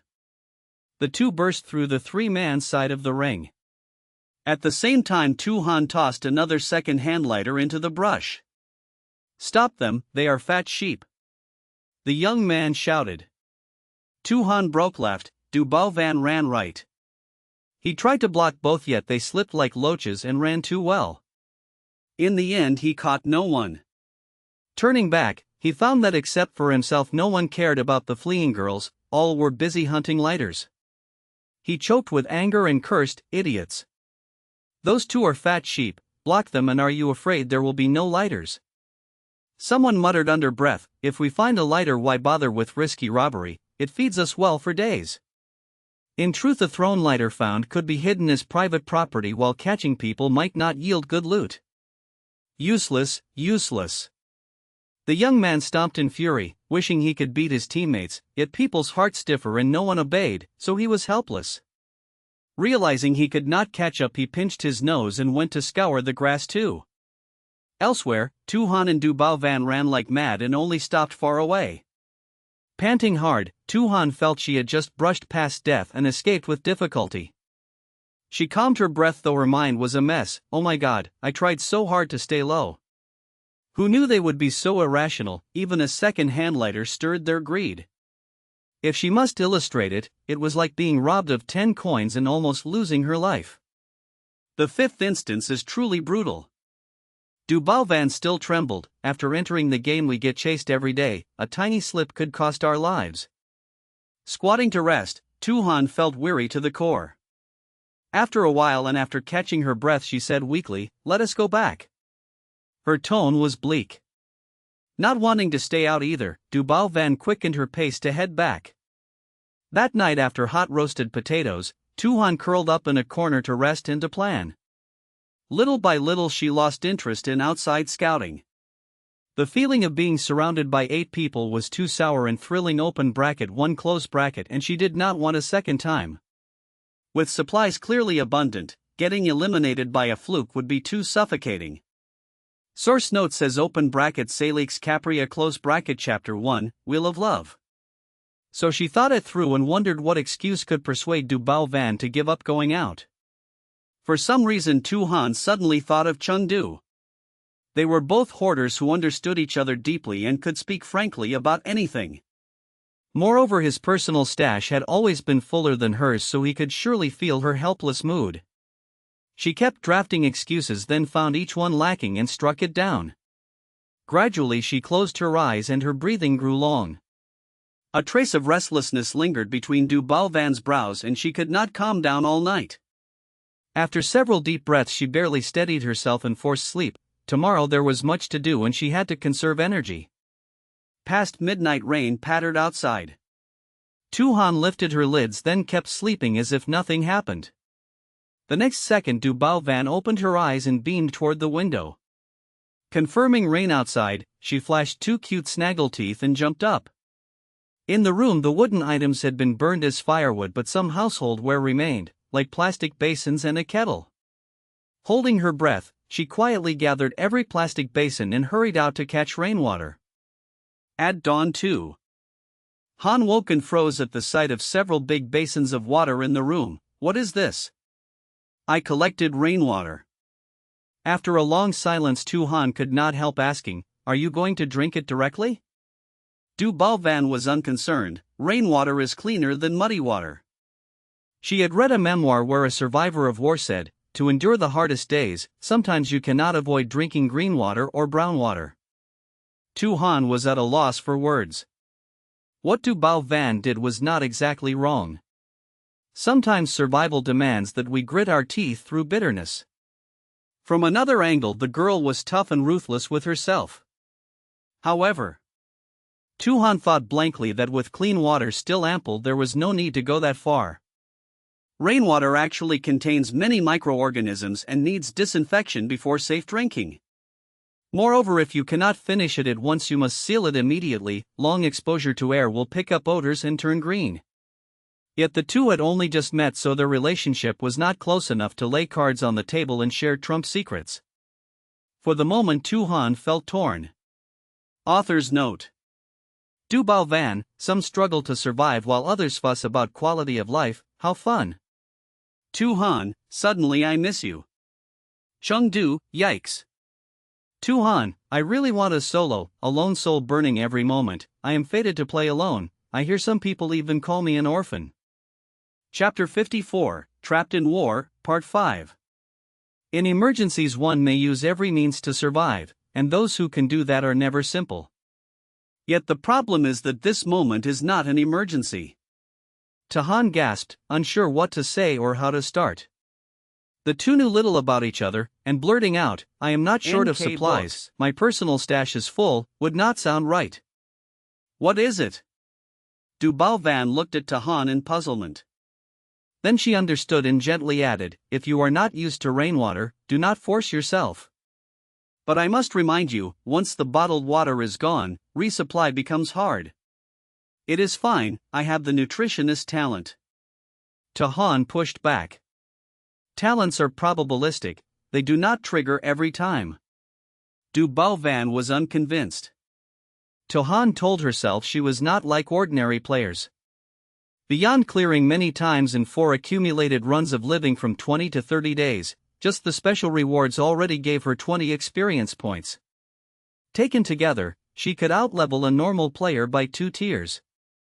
"My luck is good, my talent triggers often," Tahan kept insisting. After watching for a moment, Tahan asked, "Where did the empty bottles come from?" "After finishing the water, I put the empties in my personal stash," Du Van replied.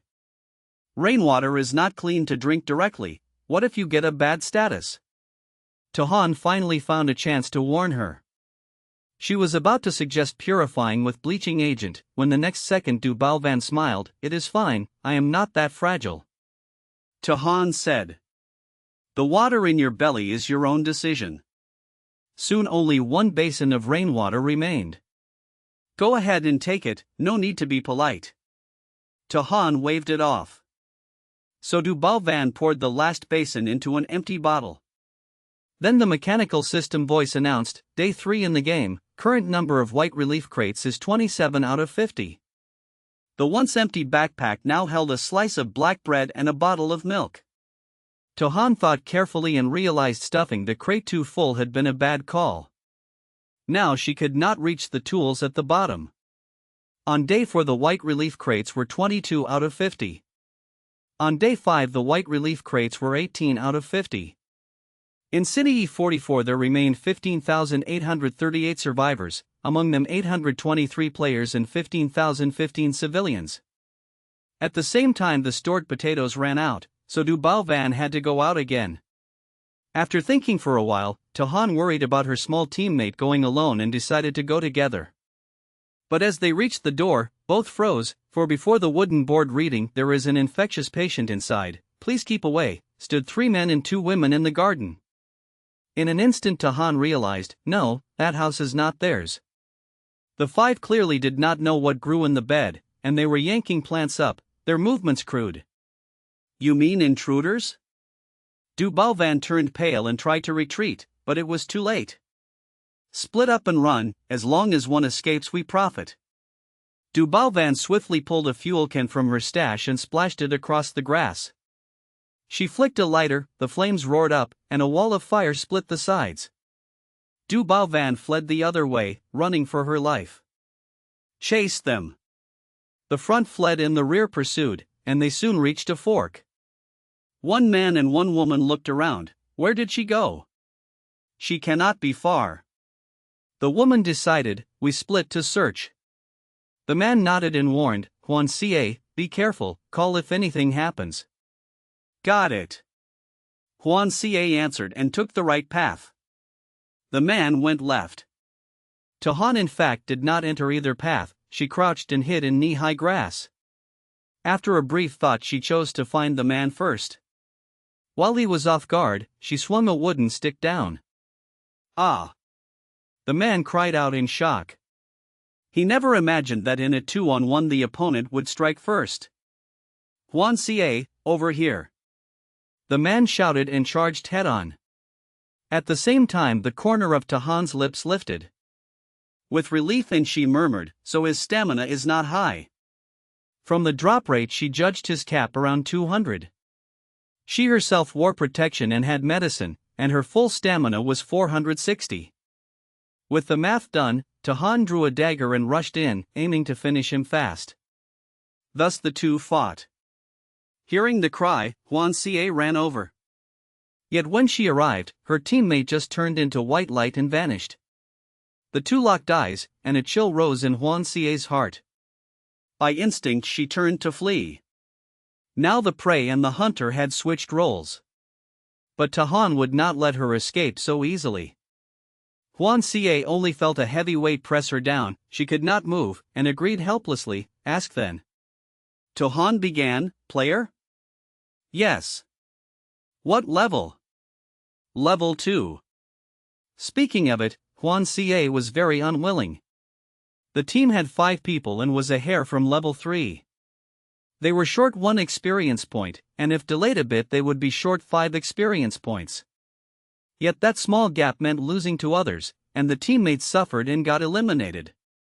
Huan Xie even thought, if she and her team had reached level 3, would she be the one pinning the other for questioning now? But the game has no if. Why rob that house? Tahan pressed on.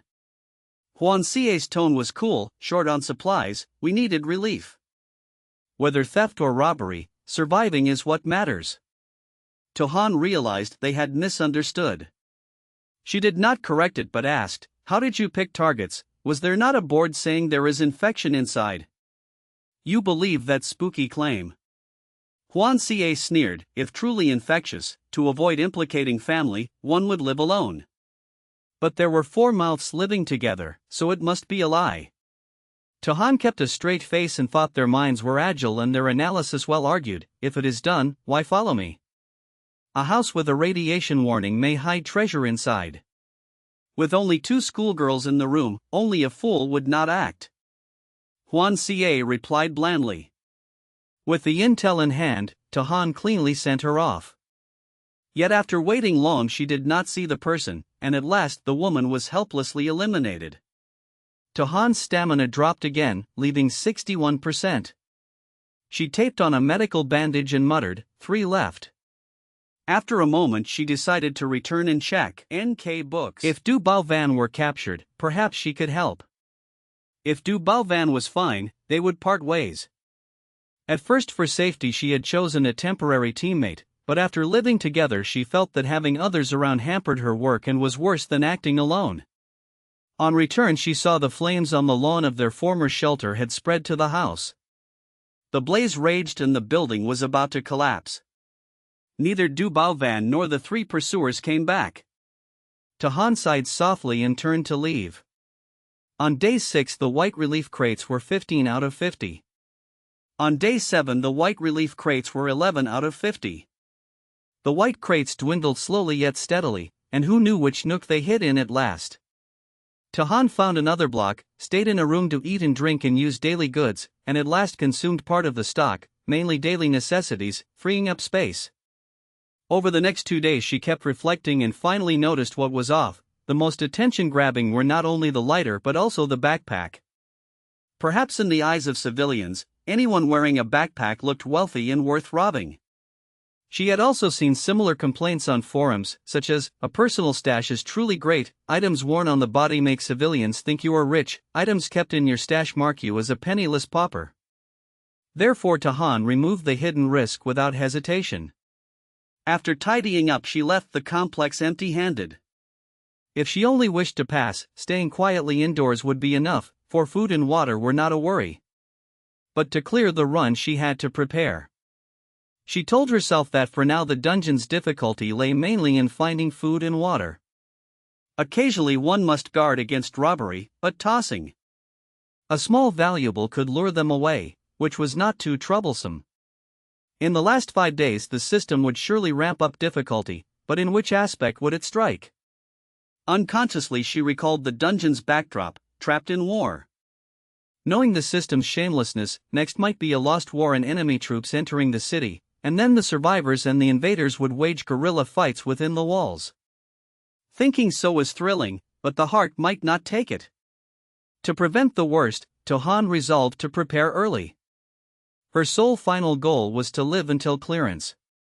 The author's note said that adding too little disinfectant fails to purify completely. Some people will get diarrhea from the water, and severe cases are serious. Yet some add nothing and drink rainwater or snowmelt directly with no problem, for it depends on constitution. Hence some do not care, while others feel that without purification they are doomed. Zhang Jue said coolly, I am forgotten again. Chapter 55, Trapped in War 6. To Han thought that if the campaign failed then the enemy would search everywhere, the surface was unsafe, and she had to find an underground basement to hide. But in a strange city finding a suitable place was not easy.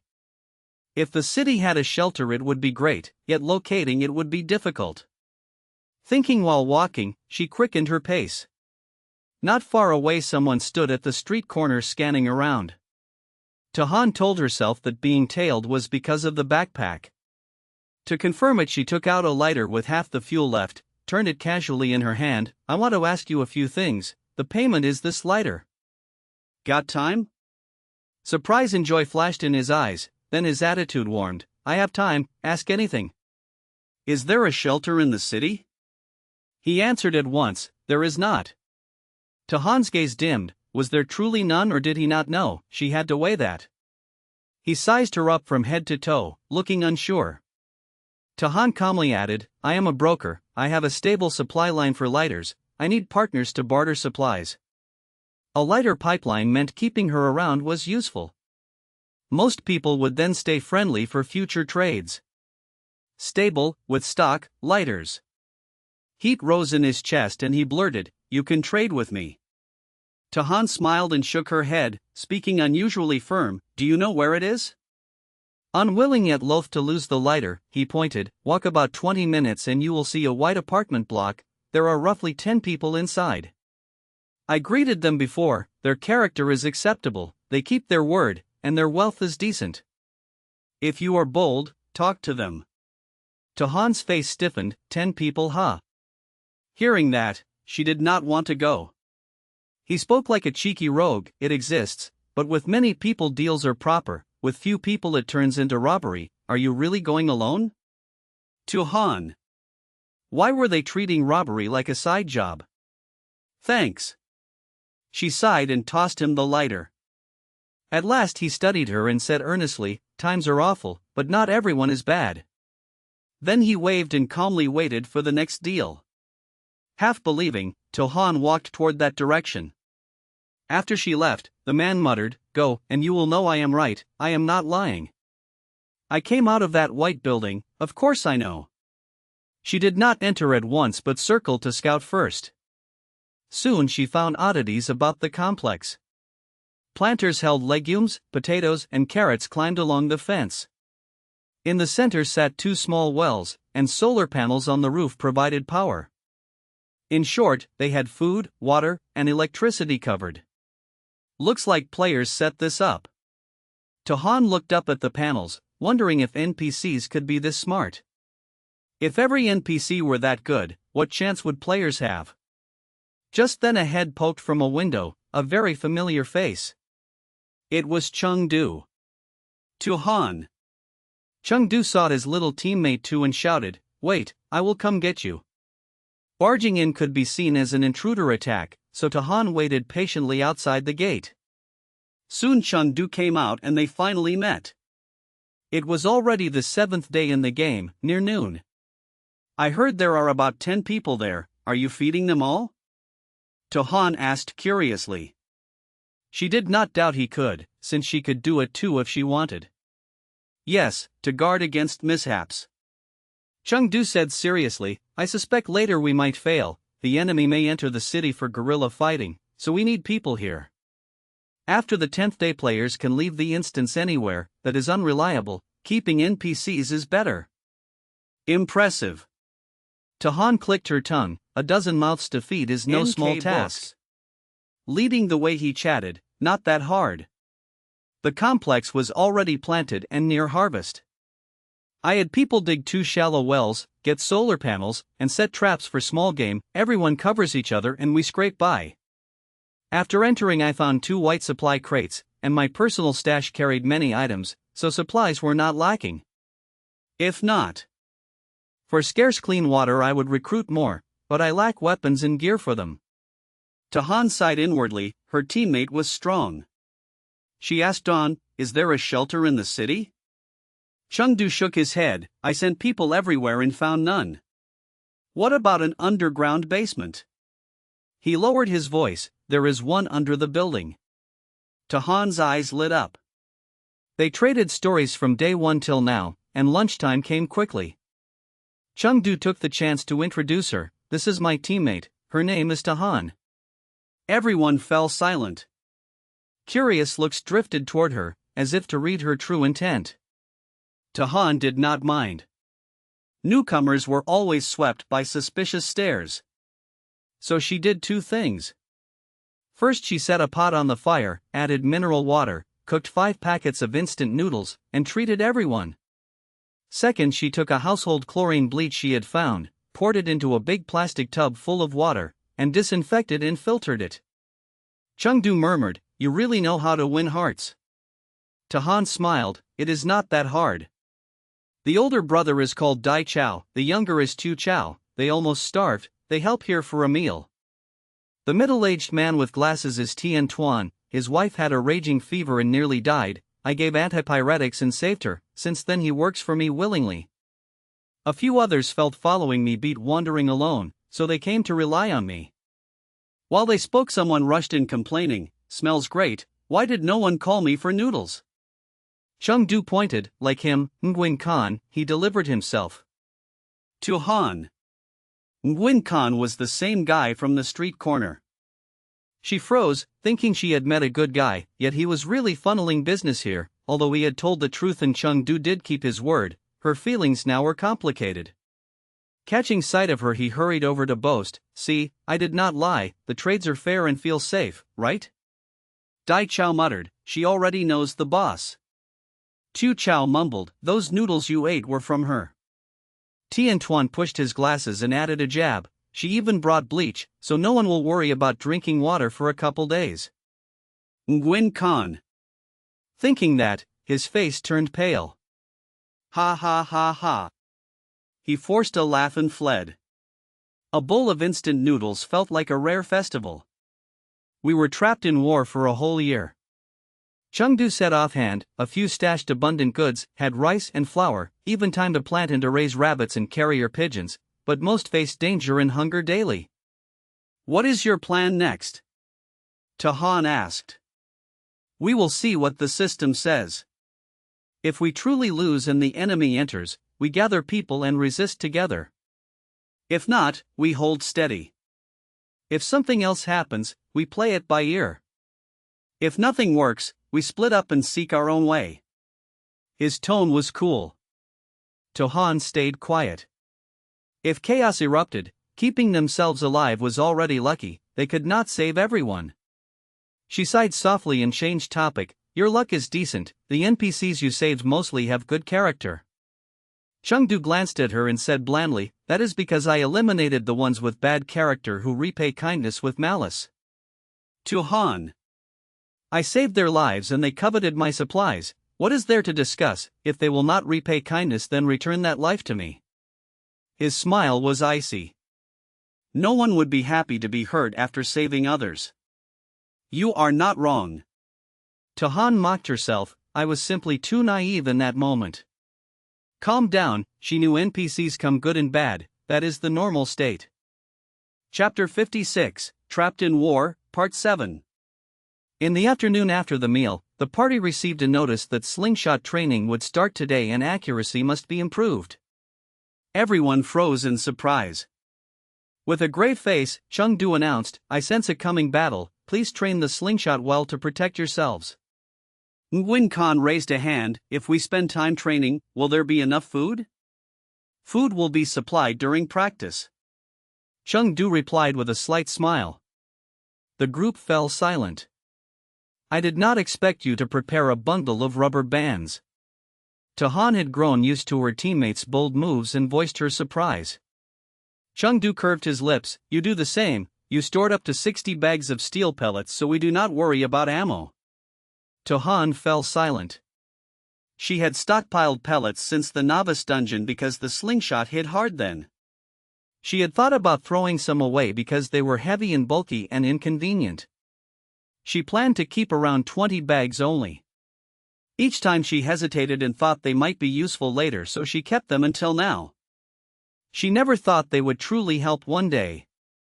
Enticed by good food, the team's study zeal surged and they repeated mounting, aiming, hitting, then missing targets. 2 members felt unwell and could not join, so they volunteered to pick up pellets. In no time the work was split smoothly and the training buzzed with energy. Tahan suddenly said, "There are 8 days left before clearance, feeding this many is a tough task." She disliked such a perfunctory fate. "What are you worried about?" Sensing her unease, Chengdu asked, "With our ability, if we go big, the worry may be too much food to finish." Tahan found that somewhat reasonable. She was cautious and had never played so boldly. "Go big, huh?" she whispered, "just thinking of it makes me tremble a bit." She had kept herself in check because small storage, excess food revealing targets, and needless risks could cause harm. Being free to hunt and have fun sounded nice. Just then 5 strangers peeked in from outside the compound. "Business has come, I will negotiate, please keep an eye on the training," said Chengdu. "Okay." Tahan replied. "What do you need?" Chengdu strolled out and greeted them. NK Books. A bespectacled boy about 16 or 17 spoke, "We have household chlorine bleach to trade, what is your price?" Bleach meant they likely found a white supply chest. Chengdu's eyes flashed though his face stayed calm. "Sorry, food is scarce now, we are not trading with outsiders." "Then what do you have?" the boy asked, disappointed. "Clean water, some daily necessities, and very rare medicine," he said simply. Hearing about water, the 5 who rationed bottles daily swallowed hard, and the talk of supplies and drugs made them restless. A long-haired wavy girl warned coolly, "We do not have much to trade." Without wealth they could not buy and without stock they could not barter for precious goods. They deflated. After a thought, Chengdu offered, "Give me 1 bottle of bleach and I will teach you how to use it, deal." "What if it does not work?" the boy doubted. Chengdu chuckled and said firmly, "It will help and may even let you clear smoothly." Perhaps he was a player as well. The wavy-haired girl pondered and agreed, "Okay." She handed over the bottle. "Hey," the others tried to stop her but she was resolute. She said with reason, "I found the white supply chest, I decide how to use its items." They fell silent. "Take it," she urged. Chengdu stored it and instructed, "Go to a pond or river, draw water, mix bleach, then let it settle about 12 hours, 1 spoonful can purify 15 liters, extra drinking water can be traded, also a white chest likely contains a fiber wound filter so use it first if the water is filthy. 1 spoon for 15 liters. The girl pressed her lips and realized they had nearly died of thirst. Knowledge truly is power. Without know-how, even rare loot is wasted. "Thank you," she said politely. The 5 hurried off to find water. Turning to leave, Chengdu noticed a figure crouched on a tiled roof and asked casually, "How do you sell daily goods?" The man carried a long bundle and a mountaineering backpack and looked skilled. Chengdu narrowed his eyes, thinking it was a sniper rifle. "Trade for food at a rate of 1 for 2.5, he answered coolly. Chengdu smiled, "The capable do not lack food but do lack raw materials, daily goods are hard to craft." The man sighed as if conceding. He tossed down a string of game, including wild ducks, hares, and field mice. Receiving food, Chengdu tied several fragrant soap cakes together and tossed them over. Deal done, the man vaulted off the roof and vanished. "He looks hard to handle." Chengdu muttered and carried the game inside. A flock of sparrows swept by. Instinctively, Tahan drew her slingshot, set a pellet, pulled, and fired. Pop, the pellet felled a bird cleanly. She smiled, and then a dozen pellets roared toward the flock. Some veered off course and some grazed birds, but with many shooters there was always someone with special luck. Xiao Chao cheered, "It was my pellet I hit." "Continue." Tahan ordered the team to fire again. After 3 rounds, the flock scattered. 5 birds lay on the ground, 3 by Tahan, 1 by Xiao Chao, and 1 by Nguyen Khan. "Good training, keep it up," Chengdu encouraged. The group's fighting spirit surged and they plunged into drills again, vowing to shine in the next volley. Two people skipped training, one kept collecting pellets, and the other cleaned the game and roasted it for dinner. I will take a walk, Tahan said. Okay, said Chengdu. After the desert island dungeon, she had patched her wilderness survival knowledge. She had watched similar films, and though not eidetic, iconic snippets and simple moves remained. She had also memorized several edible wild plants. She went out alone to scout and to practice. At dusk, the aroma of roasted sparrows and roasted field mice wafted out. Fat dripped onto the fire with a sizzle. The party had gone long without meat and gazed with watering mouths. The cook kept working. She made potato stewed with soybeans, stir-fried shredded potato with carrots, then used leftover noodle seasoning from lunch. Under eager gazes, she boiled a big pot and dropped in the packet. The plain broth was soon done. At that moment, Tahan returned. She handed dandelion, plantain, and bamboo shoots to the cook and said, "Please simmer these together." The cook gladly accepted. After a year of confinement, she could handle any ingredient. Chengdu was surprised. The other two are fine, but bamboo shoots, we have been in the city a year, so how did a bamboo grove remain? After a pause, she sighed softly. If it were a true apocalypse, to survive people would swallow bark or white clay. No one would weigh nutrition, as long as it is edible. Since this is a game, the city sprouts scattered green plants. True, murmured Chengdu, for a game world that was not a flaw. Soon it was mealtime. Everyone lined up. A little meat and a few greens, which in normal times would be called stingy, now were chewed slowly and reluctantly swallowed. Watching for a moment, Tahan stuffed a handful of candies to Nguyen Khan and Xiao Chao and said, "A reward for hitting birds." Xiao Chao stared blankly and then snapped out of it. Nearby, Nguyen Khan ate a hawthorn candy with crisp chomps, finished, and reached for another without hesitation, for as the saying goes, what goes into the belly becomes yours. Here, take these. Xiao Chao shoved 3 candies into his older brother's hand, then unwrapped a milk candy and licked it carefully. He smacked his lips and licked again. He ate so slowly as if savoring a rare peaceful time. You do not need to give so many. Big Chow tried to refuse. Xiao Chao insisted, "Please take them." Nguyen Khan leaned over and joked, "If you both do not want them, I can help." Big Chow fell silent. The next instant he tucked the candies into his pocket with obvious vigilance. Failing to help the person he liked, Nguyen Khan felt deep regret. Chapter 57, Trapped in War 8. Someone dared to ask, "If I hit the prey in the next live practice, will there be a reward?" Tahan answered without hesitation, "Of course there will." The group burst into cheers, eager for the next live session. Turning to his smaller teammate, Tahan muttered, "Only 13 NPCs by luck. More subordinates mean greater pressure."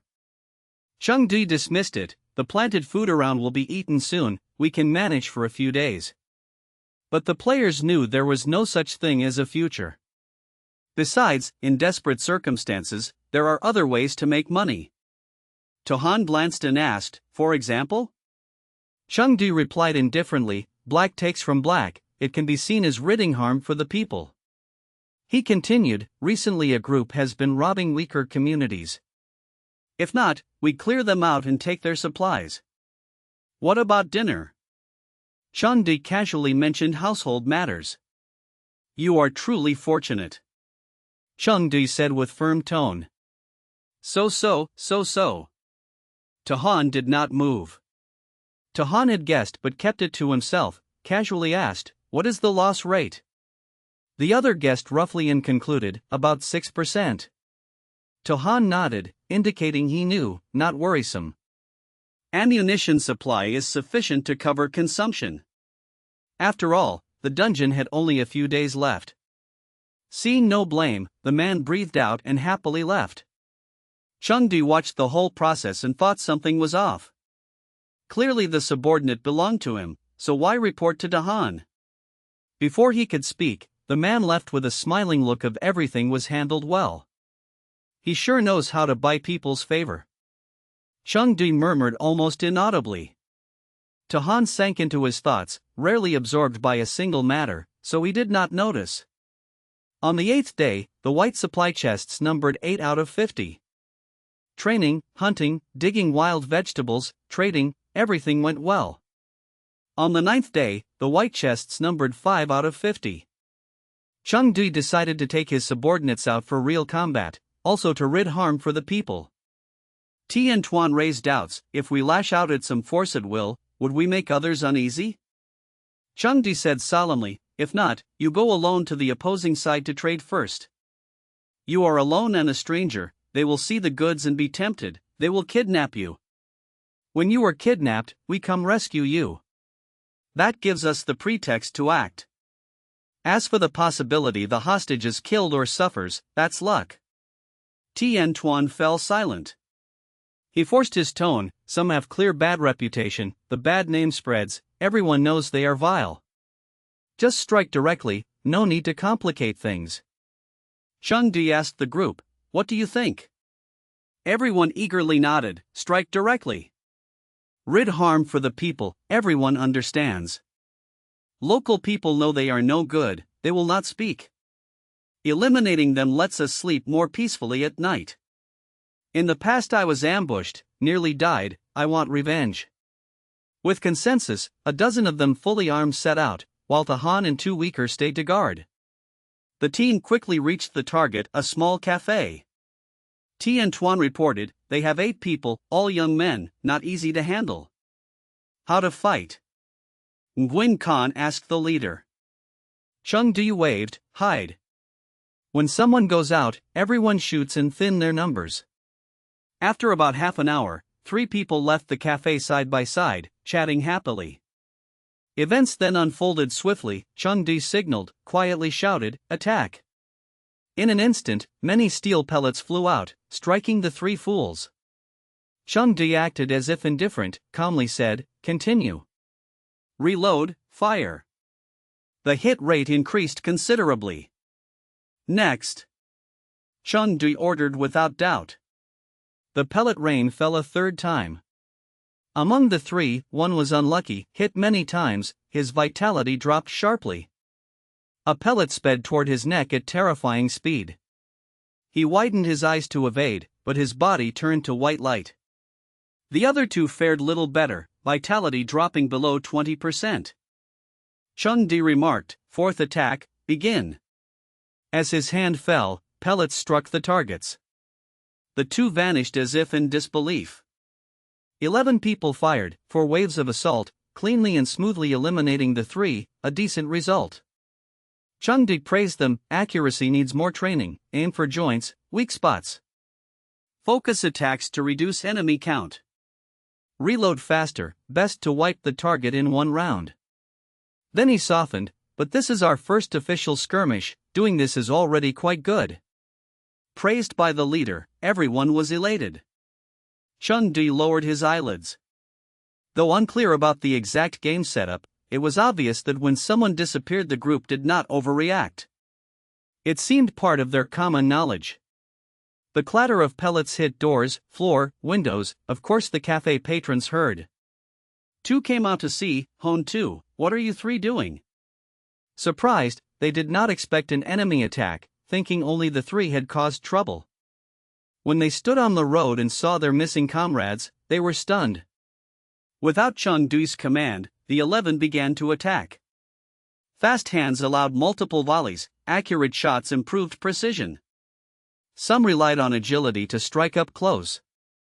As distance closed, accuracy rose across the board. Each showed their skill, the 2 were in trouble as soon as they stepped out. One, shot too many times, was carried off. Another ran back yelling, not good, enemies massing. But before he finished, 5 pellets struck his back and he turned into white light. Chung Di showed approval, well done. Tien Tuan smirked arrogantly, ha, those 8 cowards are nothing. Others glanced at him, he had not sounded so before. Chung Di pondered, thinking the remaining 3 were unlikely to be stupid enough to continue stepping out. He intended to call the group into the house, but the enemy came out. The leader held a blade on the neck of a beautiful girl. Chung Di's eyes flashed, wondering what this was. The girl slowly said, trying to deny affiliation, I do not know them. The leader sneered, who are you fooling? You were captured at noon, and tonight they come causing trouble. Who believes you are not in the group? Then he looked at Chengdu with arrogant confidence, if you don't want your girl harmed, tell your men to hand over all weapons and drop them. Chengdu, unfazed, signaled his men, up to you, attack. He did not care for the hostage's safety. So everyone released the leader and turned to fire at the other two. I will kill it. The leader snarled, slashing the blade toward the girl's throat. The girl bit her lip, desperately tried to stop the blade, blocking with one hand and savagely stomping the leader's toe with her heel. Ah, the leader gasped. The girl kicked hard, then fled. A hook appeared in her right hand, and she cut off her long hair. At that moment Chengdu stepped forward and stopped the leader, then fought him on her behalf. Quickly, the two underlings fell, and the leader turned into white light. Chengdu ordered his men to search the room for spoils. The girl suddenly spoke, the goods are hidden in the cabinet. Everyone paused to wait for the leader's instruction. Chengdu did not hesitate, search the cabinet first, then the whole cafe, leave no corner untouched. The girl pursed her lips and asked, you don't trust me? Chengdu replied, I don't know you, why should I trust you? She fell silent. Fine, you've been rescued, do as you wish. After greeting, Chengdu began to search for spoils. The girl stood alone at the door, hair in disarray, wind catching it. Moments later, cheers rose in the cafe, so much food. Chapter 58, Trapped in War 9. A wooden crate of flour, a jar of cooking oil, several tins of fruit, over 10 eggs, and 7 or 8 hams. Beside them lay fish and meat preserved by salt, smoke, or wind, so the shelf life was long.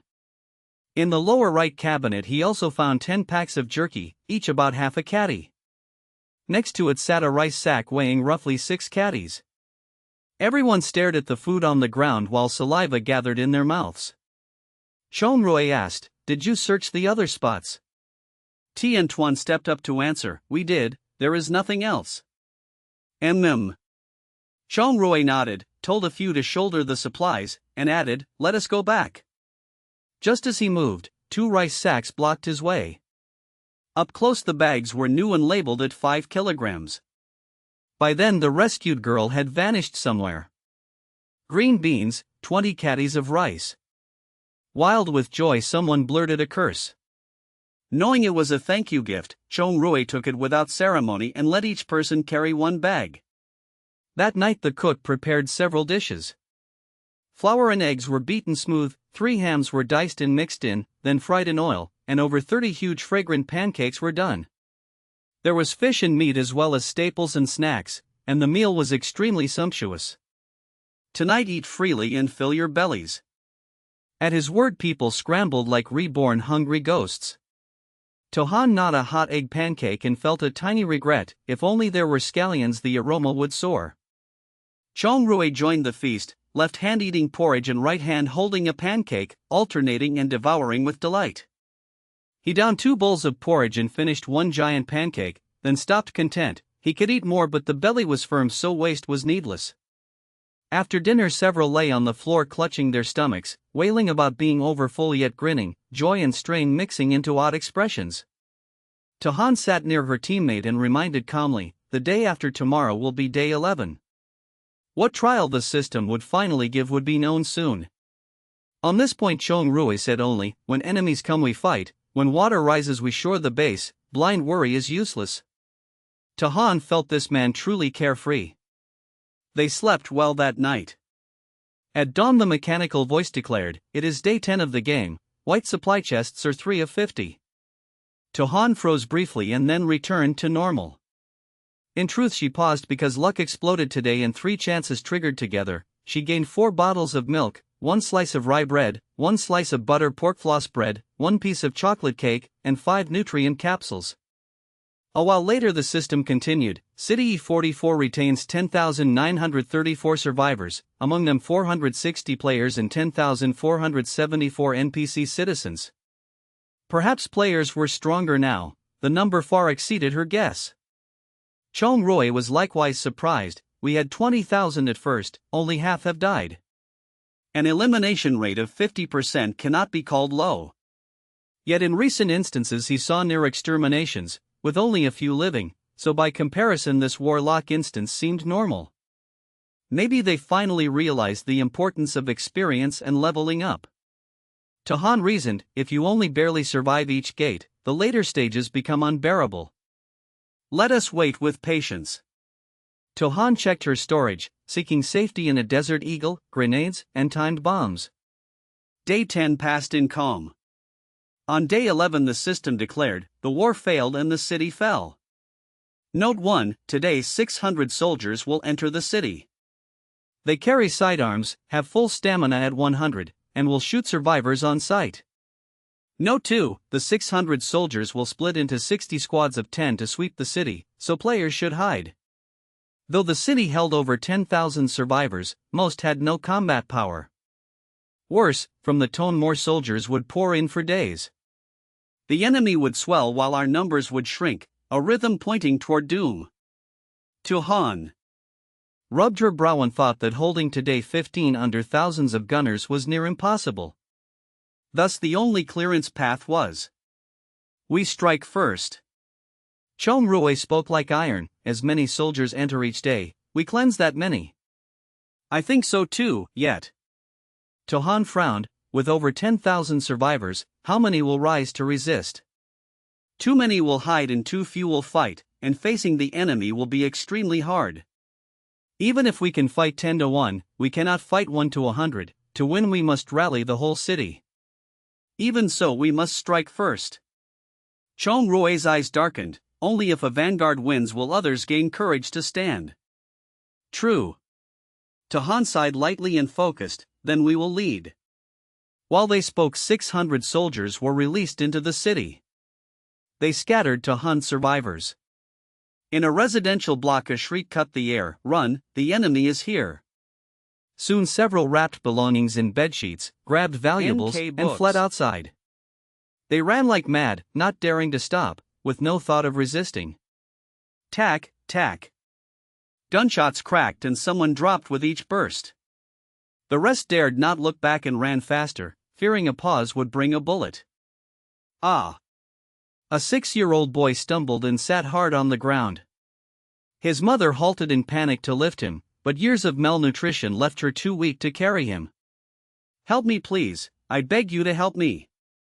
The young mother pleaded in a hushed voice. Behind them 10 soldiers closed in step by step. She hugged her son tight as despair filled her eyes. Then a storm of steel pellets lashed the soldiers like rain. The mother shielded the boy completely with her body. Across the way pellets hammered the pavement and gunfire flared at intervals. If one listened closely the shots differed slightly as if from 2 calibers. Long after, someone approached the mother and soothed softly, you are safe now. Startled, she raised her head and saw soldiers turn to white light one by one, clearly defeated. How did this happen? She looked around in a daze. Tohan raised her voice, the enemy scout squad has been killed, do not run anymore. The enemy were dead. A few who had not run far peeked back. When they confirmed all 10 truly vanished, their eyes widened in disbelief. When fear flickered in their gazes, he spoke coolly, in a city this vast with 600 armed enemies, where can you flee? Many bristled, we cannot sit and wait to die. We cannot fight, so of course we run. Though we are 30-odd people, we have no weapons, how do we fight them? If we do not run we die. The corner of Chong Rui's mouth rose with dissent. Do you know how to sharpen wood for bows and arrows, to hurl stones at their napes, for one to grip a leg, another an arm, and the third to cut an artery with a knife? Can you do that? The block fell silent. Chong Rui intoned, no one is born knowing war, if you will not die then grit your teeth and learn. Easy for you to say. Someone muttered. Tahan sneered and spoke bluntly, when the city closed did you know how to grow food, to fetch clean water, to live with no power, no tap, and no natural gas? Without waiting she added, it is not mastery that kept you alive, the pressure forced you to study, practice, adapt, and that is why you live to this day. If you do not know, then learn. Whether you fight or flee, I will resist to the end. With that final line, Han turned away without hesitation. Enemies were many, time was short, and she could not waste it. Chong Rui left next without a word. Then 11 people with slingshots followed silently. The remaining residents looked at each other for a long time and said nothing. At last one sighed and faced reality. They are right, in a place this big, where can we run? I did not expect to be looked down on by a young girl. Someone lamented, as a man am I so useless that I fall short of a girl. Thinking again, the enemy is not that terrifying. If they were, we would be dead already. If we fight in earnest, we can win. They had been neighbors for decades, so they gathered to plan what to do. Shall we dig pits, dig a little deeper so when they fall and they cannot climb out, then we bury them? People spoke in turns and offered ideas with energy. Blood Long Cool warmed again and could no longer stay still. Elsewhere, Han's anger still smoldered. She knew many only sought to live, yet seeing over 30 chased by 10 soldiers left her stifled, for if they had banded together to brawl, the fight would have ended early. Why did you not scold them a bit? Han's mood was foul. What use is scolding, better to set an example. Chong Rui replied evenly. Han fell silent. The author adds a note that records show dozens of soldiers with knives once slew thousands because no one resisted. Sometimes human thinking is truly strange. Yet no one says refusing to resist will save you. Likewise, when attack stamina drops, so enough steel pellets can kill. In this game, both players and NPCs turn into white light upon death and vanish, and NPCs find it normal because such common sense is preloaded. Chapter 59, Trapped in War 10. Crack! A gunshot burst, the bullet skated past the man's brow. In an instant, both his palms and the backs of his hands were slick with sweat. The short man sensed trouble and bolted. Footfalls thundered behind him, seemingly soldiers in pursuit. The soldiers chased straight in and blundered into a dead end. Right then, the short man scrambled over a wall and slipped into another lane. After him. The troops were about to back out when a big truck smashed and blocked their retreat.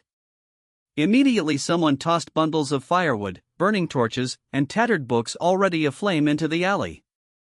A roaring blaze surged up and swiftly stole the lives of 10 soldiers. See, you must carry your brain wherever you go. Why charge the moment you see someone without any strategy? The decoy dwarf watched the whole scene and tossed a lazy jab. In the rubble, a human shape seemed to flicker. As they turned the corner, a great rattan net dropped from above and hooded 10 soldiers at once. All around lay tinder like thatch, dry wood, and cloth soaked in cooking oil. Du Bao Van clicked a lighter and fire raced out with ruthless speed. By the time the soldiers tore free, they were already ringed by a wall of flame. I did not expect this gift to be so practical. Du Bao Van watched from afar as the soldiers perished in fire and murmured. In another narrow lane, squads of soldiers split up to probe. Suddenly, an arm shot out and yanked one man into a dark corner. MMPH.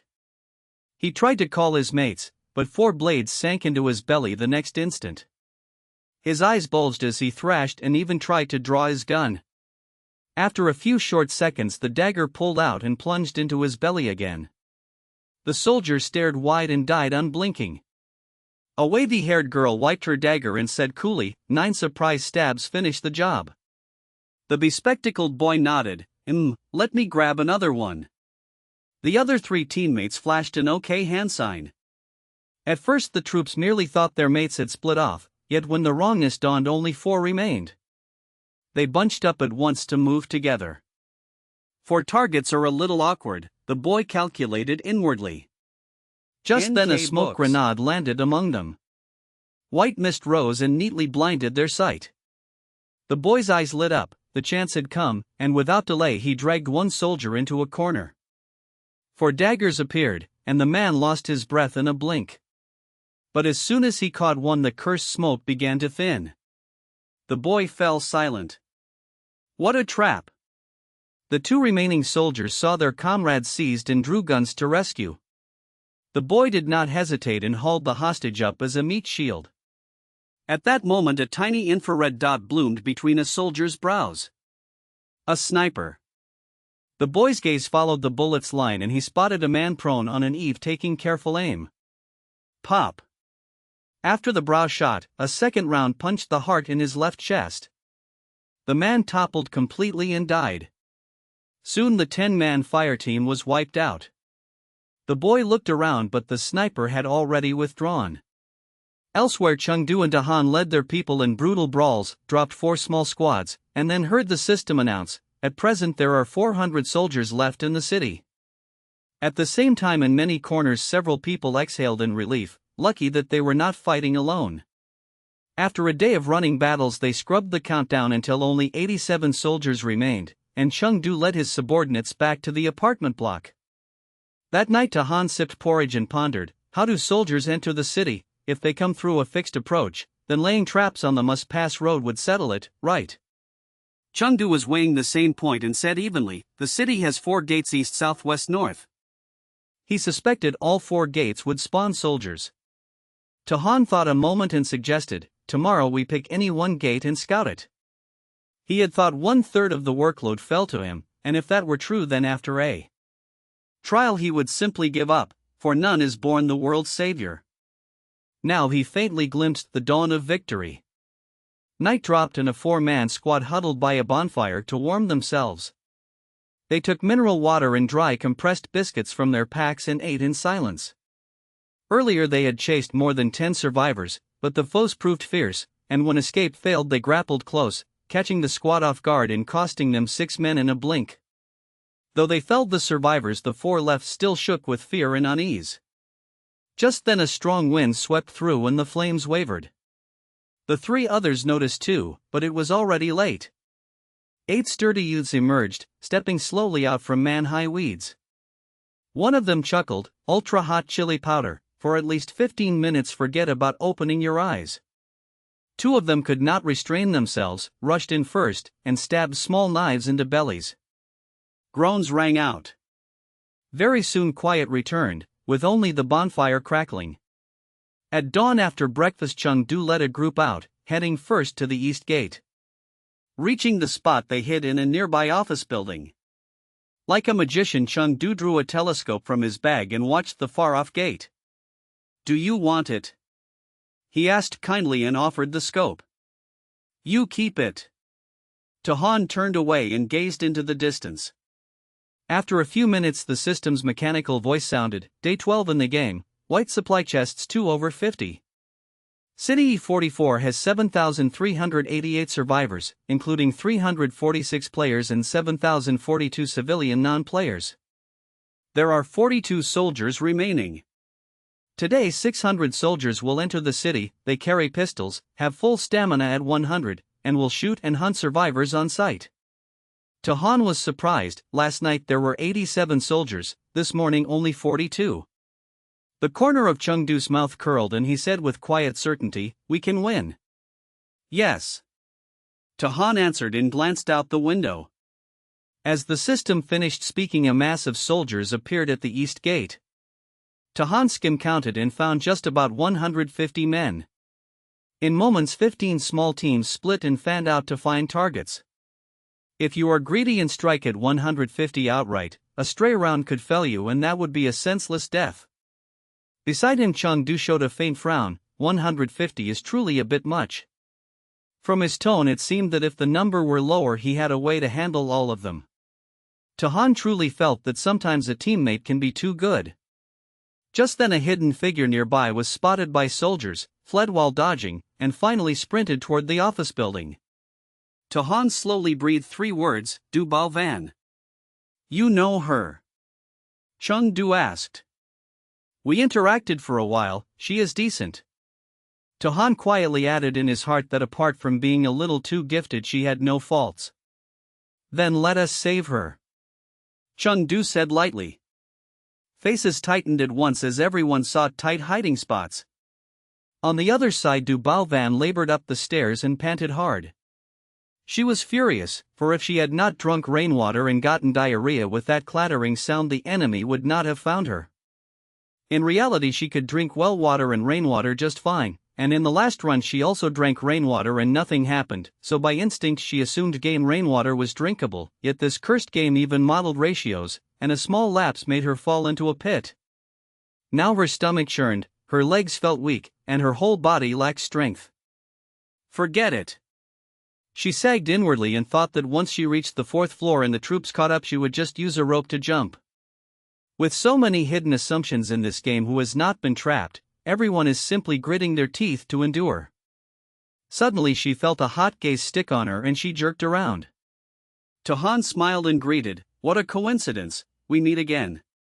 So it was her. Du Van unconsciously sighed in relief. Chengdu cocked an ear to the steps and after a long beat said, "Ready, the enemy is coming." As his words fell, soldier shapes showed in the corridor. In a blink a storm of steel-shot marbles streaked toward the targets. Du Van gaped, and Han gently tugged her into a safe corner. Chapter 60, Trapped in War 11. Pop. Blood spattered as the bullet grazed the target's brow, and Han realized her marksmanship was shaky, so she only prayed to hit, yet when she squeezed the Desert Eagle she nailed the enemy's knee, which counted as decent. Du Bowen's lip twitched because in the system's market pistols and ammo were rare and rationed, and people rushing to rescue had no spare points to buy extras. Soon a 10-man squad was wiped out and Bowen felt dizzy like in a dream while thinking, how are players even fiercer? Then the gate guards, this makes no sense. You okay? Han asked when she saw the pallor, and Bowen grimaced, I ignored your advice. How unlucky, when the trigger pulls there's a chance to get sick and if it doesn't then fine. Han was speechless, checking the status and finding a bad effect of diarrhea with no matching medicine on her. Just then Zhong Yu tossed a box over and said flatly, antidiarrheal, and Han went quiet, nearly forgetting he had once emptied a pharmacy and, being a doctor, carried enough meds to open one. What's next? Han asked, since she now had teammates and over a dozen subordinates, so even if her assets were exposed it was fine, and if Bowen wished to stay she would agree because the girl's ability was solid and her wits were above average. Though Han suspected they were talking past each other, everyone had ranged attacks except Bowen, so she volunteered as bait so all could contribute and push to wipe the enemy. Okay, I'll go, Bowen said and hurried from the building. Near evening the system announced, today all 600 soldiers who entered the city were eliminated, and Han sighed, these folks are brutally efficient. Then came, congrats, special reward available, pick one below, A, points plus 50, B, max satiety, cleanliness, and stamina each plus 20. After a beat Han chose B and each cap rose to 480. Players learned a same-day wipe grants a special reward and grew eager to start the next purge. Some even thought finishing leftovers from day one might also reward them. So many went hunting and the remnant soldiers became unlucky with their small numbers now chased everywhere. While dining Han lifted a hot porridge bowl and glimpsed to chase beyond the compound, spotting the quarry as soldiers she mused, I can barely tell who's winning this war now, but Bowen stood dumbstruck. 2 little wells in the block were one thing since she had tried to dig them and failed by bad luck, yet thick porridge, fragrant flatbread, bags of wind-dried beef, and a few salted fish left her reeling as one thought rang, she had entered the wrong instance. Next day Zhong's group hid early in an office tower while Bowen crouched in shrubs to lure fresh spawn soldiers to the ambush. She proposed fire attack but Han refused. This building is perfect for ambush, flames would reduce it to rubble, so the idea was shelved. At 9 sharp the machine voice said, Day 13, White Aid crates 2 of 50, City E44 has 5,991 survivors, including 287 players and 5,700. For NPC civilians, with 13 soldiers present, today 600 more will enter. They carry pistols, stamina full at 100, and will shoot survivors on sight. Civilians found the troops less terrifying than imagined and joined the fight, so resistance swelled and the battle ended a bit earlier than usual. At 3:20 p.m. the system said, today's 600 are all down, special reward incoming. Choose one, A, points plus 50, B, 1 white crate containing 2 cans of meat, 2 scented soaps, 2 mineral waters, 2 rolls of medical gauze, and 2 packs of antipyretics. Han immediately picked B. Then City E44 had 5,409 survivors including 252 players and 5,157 NPC civilians. No soldiers remained in the city, elsewhere 1,000 entered. By dusk the sweep finished and for the third special reward Han chose a plus 50 points. Zhong murmured to a junior, eat, drink, slay mobs, and occasionally pick spoils. What a life, if only late-game perch were always this nice, Han agreed. The leisure made her oddly reluctant for the instance to end though Judgment Day would come.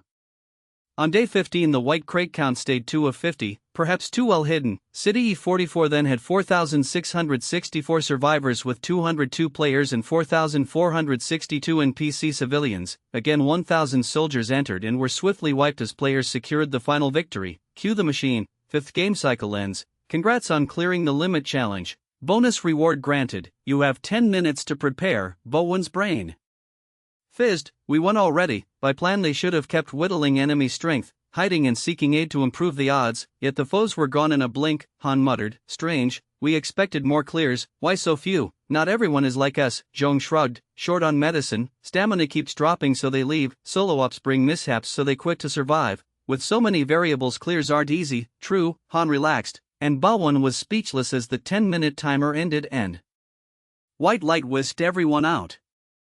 A translucent panel popped before Han reading, name Han verified real, level 4 with 15 of 30 experience, occupation nutritionist with high-tier talent unupgradable, satiety 480 of 480, cleanliness 480 of 480, stamina 480 of 480, the voice said, processing, please wait. Then after half a minute, you gained 15 days times 5 equals 75 points, on day 15 you wiped 1,000 soldiers same day so special reward unlocked. Choose 1, A, EXP plus 5, B, max satiety, cleanliness, and stamina each plus 20. After a long struggle Han picked beat around caps to 500, noting day 11 lacked zeal so no clean sweep thus no consolation, whereas days 12 to 15 all gave specials and this round was generous. The voice continued, you cleared all troops and finished cycle 5 early so you earn rare bonus, pick 2, A, EXP plus 10, B. Unlock second profession, 1 random class as reward. No choosing B grants only 1 reward. C, points plus 100. D, each max cap plus 50. Second profession made Han freeze then instantly choose B. The system chimed. You gain second profession, soapmaker. An 8 novice talent grants 30% chance per instance day to receive 2 handmade scented soaps and 5% for 3 plus 2 lilac soaps. Handmade soap holds rich glycerol and grants plus 40 cleanliness. Joy surged because scented soap worked like medicine. Then the panel updated to name Han, level 4 EXP 15 of 30, profession 1 nutritionist high-tier talent no level up, profession 2 soapmaker novice talent EXP 0 of 30, satiety 500 of 500, cleanliness 500 of 500, stamina 500 of 500. Players then exited and the pod opened slowly. Han still had 2 survival films to watch so she finished them before visiting the survival game forum where posts pile up. The top read, latest numbers show 2,510,000 players joined cycle 5, 1,710,000 leveled up, clear rate 68%. The second read, cycle 5 saw 386 full clears of 15-day survival, speechless. The author's note added that second professions only appear in special rewards and that wiping all soldiers yields rich bonuses hence Han's chance to gain one.